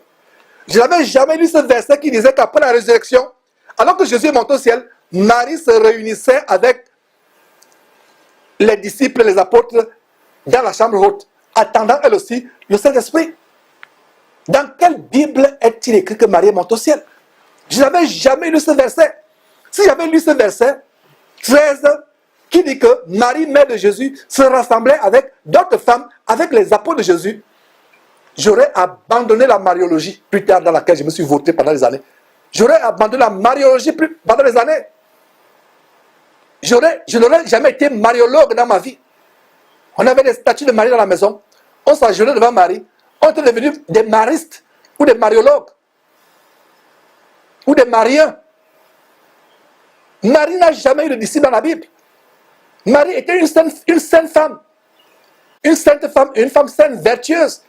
Elle attendait le retour de Jésus-Christ comme les autres. Elle attendait comment le Saint-Esprit devait être donné dans quelques jours. Regardez mes frères et sœurs. D'un commun accord, avant de revenir sur Marie, il y a un aspect d'un commun accord, il persévère dans la prière. Si vous n'êtes pas d'un commun accord avec des frères et sœurs, vos prières se du vent. Et c'est un message qui va donner de plus en plus dans les enseignements à venir, de comment l'accord entre les frères et sœurs est tellement important. Ils persévèrent d'un commun accord. Quand il y a les querelles parmi les frères et sœurs, quand il y a les accusations, des soupçons et autres, on n'est pas d'un commun accord. On ne peut pas prier ensemble s'il n'y a pas un accord. La base de la prière, la puissance, c'est pour ça que la plupart des églises aujourd'hui se transforment en des maisons de joie. C'est des clubs de copinage. On vient là pour avoir du bon temps, pour manger, pour boire et pour papoter, raconter n'importe quoi, pour se détendre, pour rigoler, pour rire, pour échapper à la solitude, être avec les gens, avoir une nouvelle famille, avoir des copains, des copines. Non! S'il n'y a pas un accord, les mêmes pensées, les mêmes sentiments, il n'y a pas de haine, il n'y a pas de jalousie, il n'y a pas d'envie, il n'y a pas de soupçon, il n'y a pas de manque de pardon. Voilà comment la puissance de Dieu se manifeste au point où, quand les apôtres priaient, l'endroit où ils priaient tremblait. L'endroit où ils priaient tremblait de puissance. Aujourd'hui, qu'est-ce qui fait trembler les endroits où les chrétiens se réunissent? C'est les tambourements de batterie. Les haut-parleurs qu'on met à 2000, 3000, 4000, 5000, 10 000 décibels. Les murs tremblent maintenant. Non seulement les murs tremblent, le derrière tremble aussi. Tournoie et tremble. Au rythme de cet tambourinement de batterie, de ronronnement de basse. Il y a la jalousie dans le cœur des gens. Il y a la haine. Il y a la concurrence, la rivalité. Les gens ne changent pas. Qu'est-ce qui fait trembler les murs? La guitare basse. Qu'est-ce qui fait trembler les murs? La batterie. Qu'est-ce qui fait trembler les murs? Les baffles géants qu'on a mis à 10 000 décibels. On a mis le volume à fond. Les voisins ne peuvent même plus dormir. Le volume est tellement à fond que ça part arracher la toiture de la maison. Et des maisons avoisinantes. Mais il y a le péché. Il y a les querelles. Il y a la convoitise. Il y a la débauche. Il y a les pensées impures les uns avec les autres. Les pensées sexuelles les uns avec les autres. Tout sont de mauvaises choses. Mais c'est seulement la batterie qui fait trembler la maison. Ce n'est plus la puissance de Dieu. Pourquoi? Parce qu'ils ne sont pas d'un commun accord. Il n'y a pas d'harmonie entre eux. Mes frères et sœurs, le livre de Actes va établir le fondement de l'église primitive. Et je lancerai un appel presque chaque jour, je commence à le faire aujourd'hui, aux frères et sœurs qui peuvent rejoindre Jésus-Christ TV, avec qui nous pourrons établir, mes frères et sœurs, des églises de maison à gauche, à droite, sur le modèle du 1er siècle. Ce n'est pas de manière seulement théorique qu'on va exposer le livre de Actes. Ma prière, c'est qu'au fur et à mesure qu'on va, semaine après semaine, dans le livre de Actes, qu'on commence à mettre cela en application. Que les chrétiens qui ont les maisons disponibles, qui remplissent les critères d'être un berger, parce qu'il y a les critères dans 1 Timothée chapitre 3, titre chapitre 1. Allez lire 1 Timothée chapitre 3, allez lire titre chapitre 1, pour voir les critères, comment être un berger. Soit un ancien, soit un berger dans une église de maison. Donc ma prière, c'est qu'il y a des gens qui nous contactent, qui ont des maisons disponibles, comme le frère Francis Yetendi en République centrafricaine. Par la grâce de Dieu, je passerai l'annonce dans quelques heures ou demain ou après-demain. Il s'est approché de moi. Sa maison est ouverte pour les chrétiens du côté de Centrafrique. Je ne sais pas s'il est à Bangui ou dans une autre ville. Et nous allons causer, et si ce frère lui-même il reconnaît qu'il remplit les conditions bibliques de 1 Timothée chapitre 3 ou de Tite chapitre 1, c'est ainsi que nous pourrons recommander les gens là-bas. Il y a des chrétiens aujourd'hui qui se retrouvent seuls. Ils n'ont pas de gens avec qui communier, que ce soit en France, que ce soit au Cameroun, un peu partout. Ma prière, c'est que ce livre Actes nous amène à établir les églises de maison, ville après ville, village après village. Ce ne sera pas seulement la théorie, ce sera la pratique. Parce que la Bible, le Saint-Esprit nous recommande dans le livre de Jacques. Ne soyez pas des auditeurs oublieux.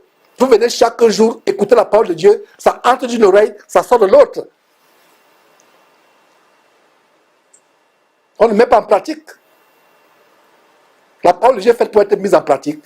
Ma prière, c'est que nous commencions d'abord individuellement, chacun pour sa part, à mettre le livre de ces enseignements en pratique. Et collectivement, regardez, ils étaient dans un commun accord. Verset 14. Ils persévéraient dans la prière. Avant, persévérer dans la prière, il y a quoi? Commun accord. Et il y a des frères et sœurs qui ne voient pas l'ordre des choses. Avant de persévérer dans la prière, il y avait quoi? Il y avait un commun accord. Vous n'êtes pas dans un commun accord et vous persévérez dans la prière, matin, midi, soir. Vos prières montent aux yeux de Dieu comme une cymbale qui retendit. Il ne vous écoute même pas. Ça ne monte même pas aux oreilles de Dieu. C'est comme une cymbale qui retendit, c'est comme une cloche qui sonne à longueur de journée. Dieu n'écoute pas vos prières. Regardez l'ordre ici. Un commun accord. C'est la même chose avec l'homme et la femme, le mari et son épouse chrétien. Si vous n'êtes pas en accord, il y aura toujours des obstacles à vos prières.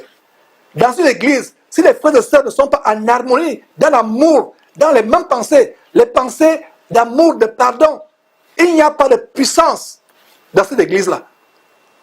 C'est une église à fermer. Et pour ma part, je pense qu'une église où il n'y a pas l'harmonie entre les frères et sœurs, une église où il n'y a pas le pardon entre les frères et sœurs, oublier les torts que les uns et les autres se sont fait par le passé, une église où les gens passent le temps à rappeler le passé, oh tu m'as fait ceci, tu m'as fait cela, je pense que c'est une église à fermer. Et si quelque part, par rapport aux églises qui s'ouvrent à travers ce ministère Jésus-Christ TV, que nous avons dans cette antenne, et s'il y a des églises à travers le monde où il y a toujours des querelles, il y a toujours des mésententes, il y a toujours la concurrence, la rivalité, la jalousie. Ce sont des églises qui doivent tout simplement être fermées. Chacun prend sa route, chacun... Parce qu'on perd le temps. Et ma prière, c'est que vraiment, ces enseignements de Actes nous secouent. Et si on a l'amour pour la vérité, nous serons changés. Mais ceux qui n'ont pas l'amour pour la vérité vont me détester, ne vont pas changer. Même si notre évangile est dur, il est dur pour que nous changions. Nous ne repentons pas d'enseigner des choses dures. Parce que nous savons que cette dureté amènera ceux qui ont l'amour pour la vérité à être changés. C'est comme une épine dans la chair. Vous avez une épine au doigt, à l'orteil, au pied ou à la main. Une grosse épine. Pour l'enlever, ça fait mal, n'est-ce pas? Vous êtes même dans une région où il n'y a pas d'anesthésie. Ça fait mal pour l'enlever, n'est-ce pas? Alors, il faut serrer vos dents, mordre un morceau de tissu et permettre qu'on vous enlève cette épine. Parce que si on n'enlève pas, cette épine va faire la gangrène. Ça peut se transformer en un cancer. On va non seulement couper la main, plus tard ce sera le rein, plus tard ce sera la jambe, et plus tard c'est votre vie. Mais si vous mordez un morceau de tissu très fort et vous serrez les dents et vous permettez qu'un frère vous arrache cette épine, dès que l'épine est partie, il y a le soulagement, ça guérit et vous oubliez la douleur, n'est-ce pas? C'est le même qu'avec cet évangile. Il est dur. J'avoue, même je sais qu'il est dur. Je suis conscient qu'il est dur. Mais le temps n'est plus à s'amuser. Le temps n'est plus à blaguer, à plaisanter. J'ai fait un possible il y a quelques jours. Les églises sont transformées à des endroits où on plaisante, où on passe le temps à rigoler, à plaisanter, à ricaner, à faire des blagues. Et la crainte de Dieu fuit ces endroits. La crainte de Dieu fuit ces endroits. Quand vous réunissez, ce n'est pas pour blaguer. Ce n'est pas pour vous taquiner avec des blagues, avec des plaisanteries. Il y a d'autres qui vont dire non, j'ai blagué. On ne blague pas dans la maison de Dieu. La Bible dit qu'on n'entende parmi vous aucune parole déshonnête, même des blagues. Pire encore, les chrétiens qui passent le temps à blaguer avec le sexe opposé. Pire encore, les chrétiens qui passent le temps à suivre les comédiens, les superstars de la comédie ou du fou rire. Ils ricanent à longueur de journée. Vous qui êtes sur WhatsApp, WhatsApp est devenu un endroit où on envoie les blagues à longueur de journée, les comédies. Regarde cette vidéo-là, tu vas rire. Regarde ça. Facebook, YouTube, on s'envoie des coups de vidéo de blagues. La Bible dit qu'on n'entend même pas. Ça veut dire que quelqu'un t'envoie une blague, toi chrétien, avertis la personne qui dit je ne suis pas là pour recevoir des blagues sur Facebook ou sur WhatsApp. Je suis là pour recevoir ce qui peut m'édifier, m'aider à aller au ciel. Donc, chers frères, chères sœurs, tu continues à m'envoyer tes blagues, tes vidéos de comédiens, de Fouzou ou bien de Gourou, Gowou ou Gossou de Côte d'Ivoire. Cesse de m'envoyer ces choses. Cesse de m'envoyer les choses de Michel Cancan. Cesse de m'envoyer les choses de tel ou tel ou tel. J'appelle Mafouz ou Moufouz. Cesse de m'envoyer ces choses. Je n'ai pas envie de rire. L'heure est grave. Ce n'est plus l'heure de rire. Ce n'est plus l'heure de ricaner. C'est l'heure d'être vu dans la piété. Mes frères et sœurs, l'heure est grave. Regardez comment le verset 14 est l'objet d'un grand enseignement. L'ordre des choses, c'est qu'il y avait la communion fraternelle, un commun accord, même pensée, même sentiment. Et c'est ainsi qu'ils pouvaient prier. Mon frère, ma soeur, cesse de prier avec quelqu'un avec qui tu n'es pas en communion. Recherchons d'abord la communion entre les frères et sœurs. Si cette communion n'est pas parfaite, nous perdons notre temps. Si on n'est pas dans un commun accord, on perd notre temps. Mes frères et sœurs, donc revenons sur Marie. Marie était là. Oh mes frères et sœurs, Marie était là. Qui vous a dit que Marie est montée au ciel? Qui vous a dit que Marie est montée au ciel? Il y a même des jours fériés, l'Assomption. Jour férié, Marie est montée au ciel. Voici Marie, la vraie Marie. Verset 14. Marie est avec les apôtres dans la tente de le Saint-Esprit. Oh mes frères et sœurs, je vous en supplie, catholiques, amis catholiques, lisez la Bible. Voici où se trouvait Marie après la montée de son fils au ciel. Voici où se trouvait Marie. Marie se trouvait avec les frères de Jésus. Même les frères de Jésus. Finalement, vous vous rappelez un verset où les frères de Jésus pensaient que Jésus était hors de sens. Ils sont venus pour l'attraper, les parents de Jésus.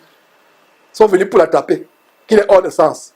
Regardez où se trouvent maintenant les frères de Jésus, dans la chambre haute, avec la table de Saint-Esprit. Ah, mes frères et sœurs.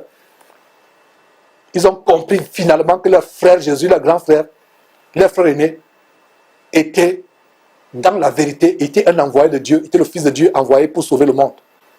Regardez mes frères. Tous dans le commun accord, verset 14. Persévérer dans la prière. Avant la persévérance dans la prière, c'est pas mauvais de prier. Si on peut prier tous les jours, matin, midi, soir, c'est bien. Mais avant de prier, première chose, avant de prier, commun accord. Pas de rivalité dans le cœur, pas de jalousie dans le cœur, pas de querelle dans le cœur.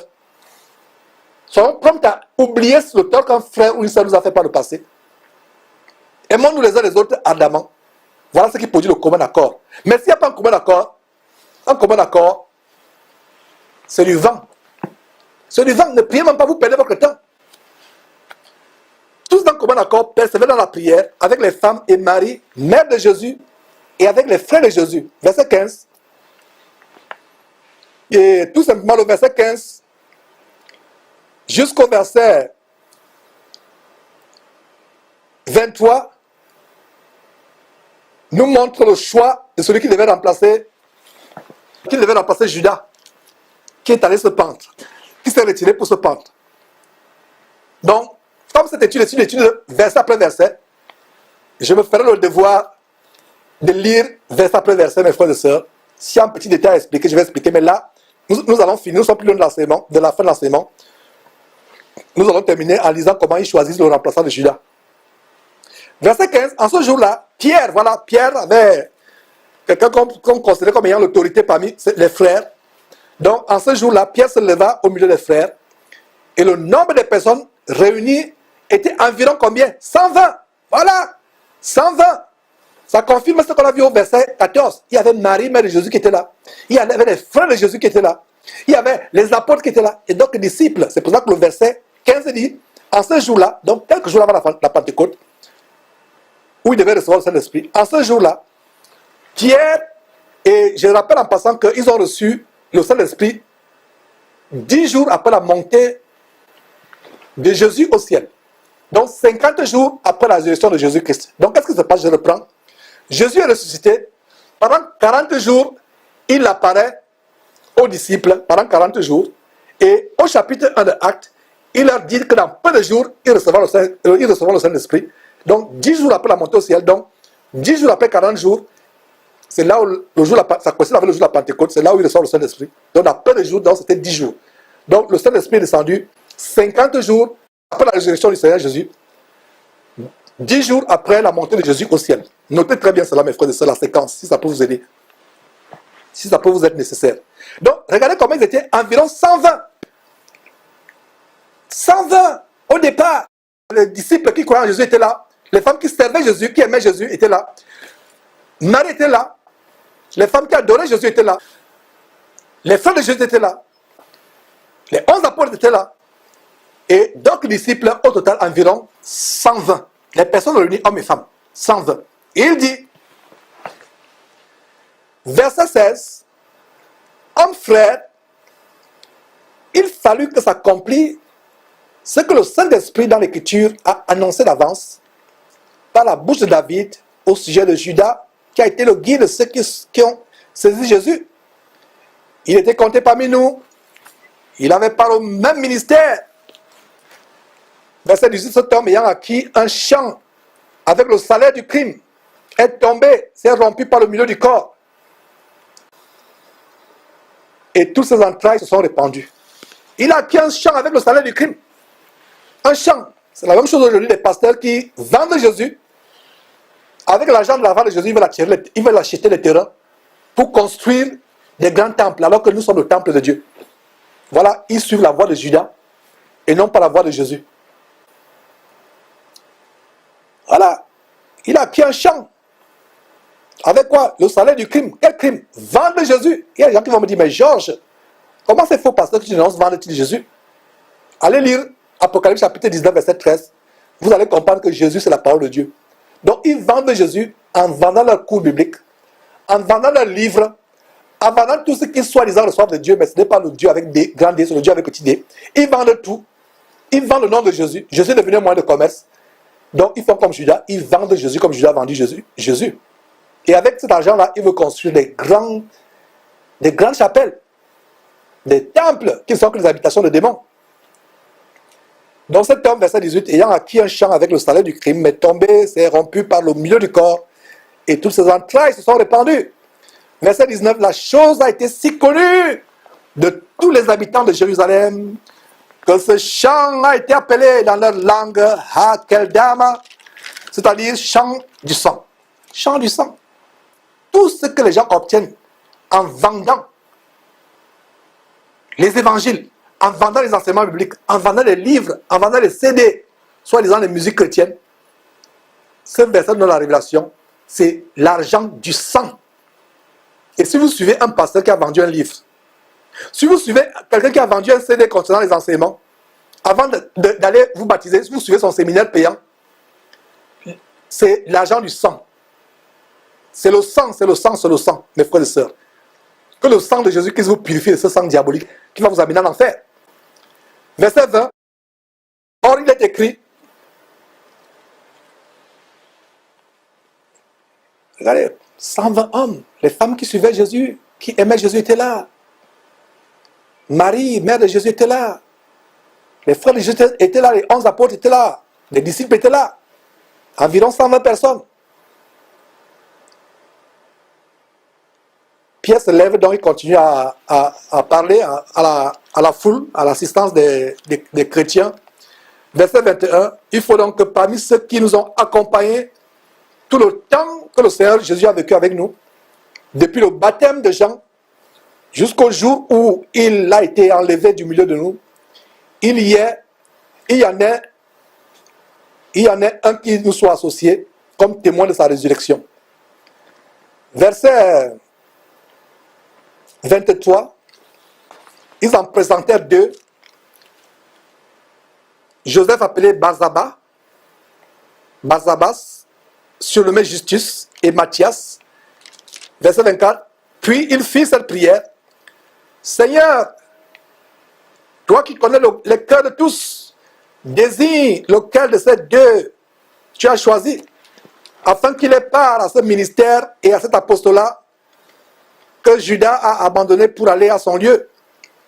Ils tirèrent au sort, et le sort tomba sur Matthias, qui fut associé aux 11 apôtres.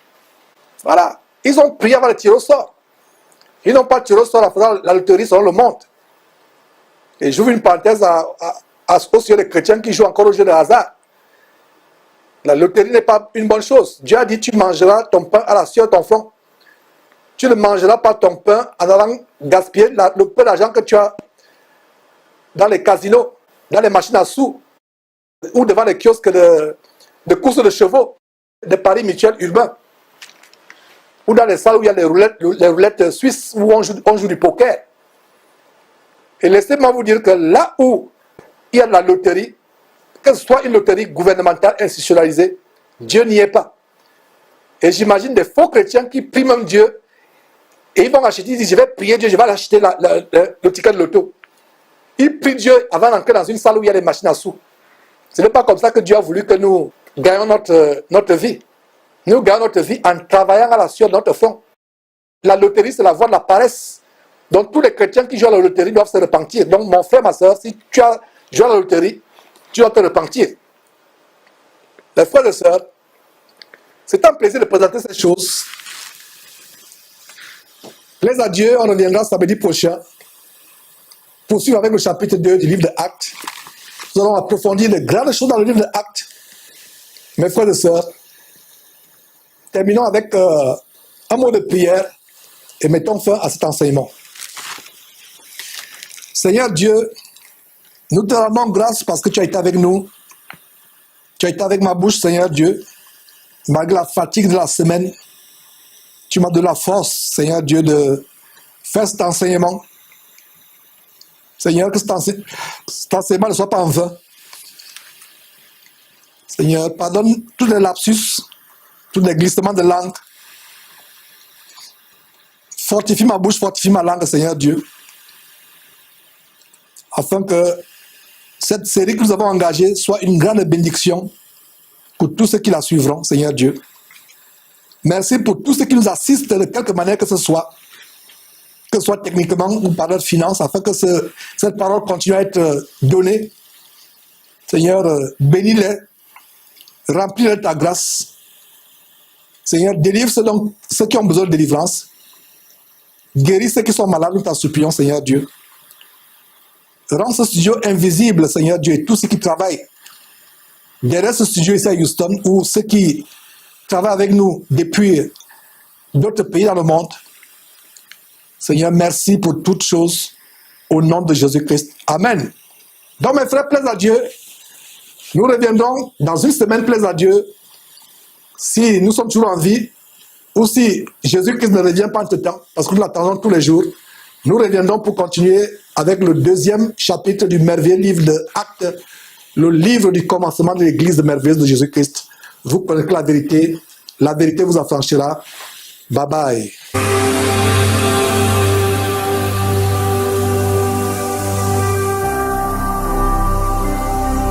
Jésus-Christ TV, vous connaîtrez la vérité et la vérité vous affranchira.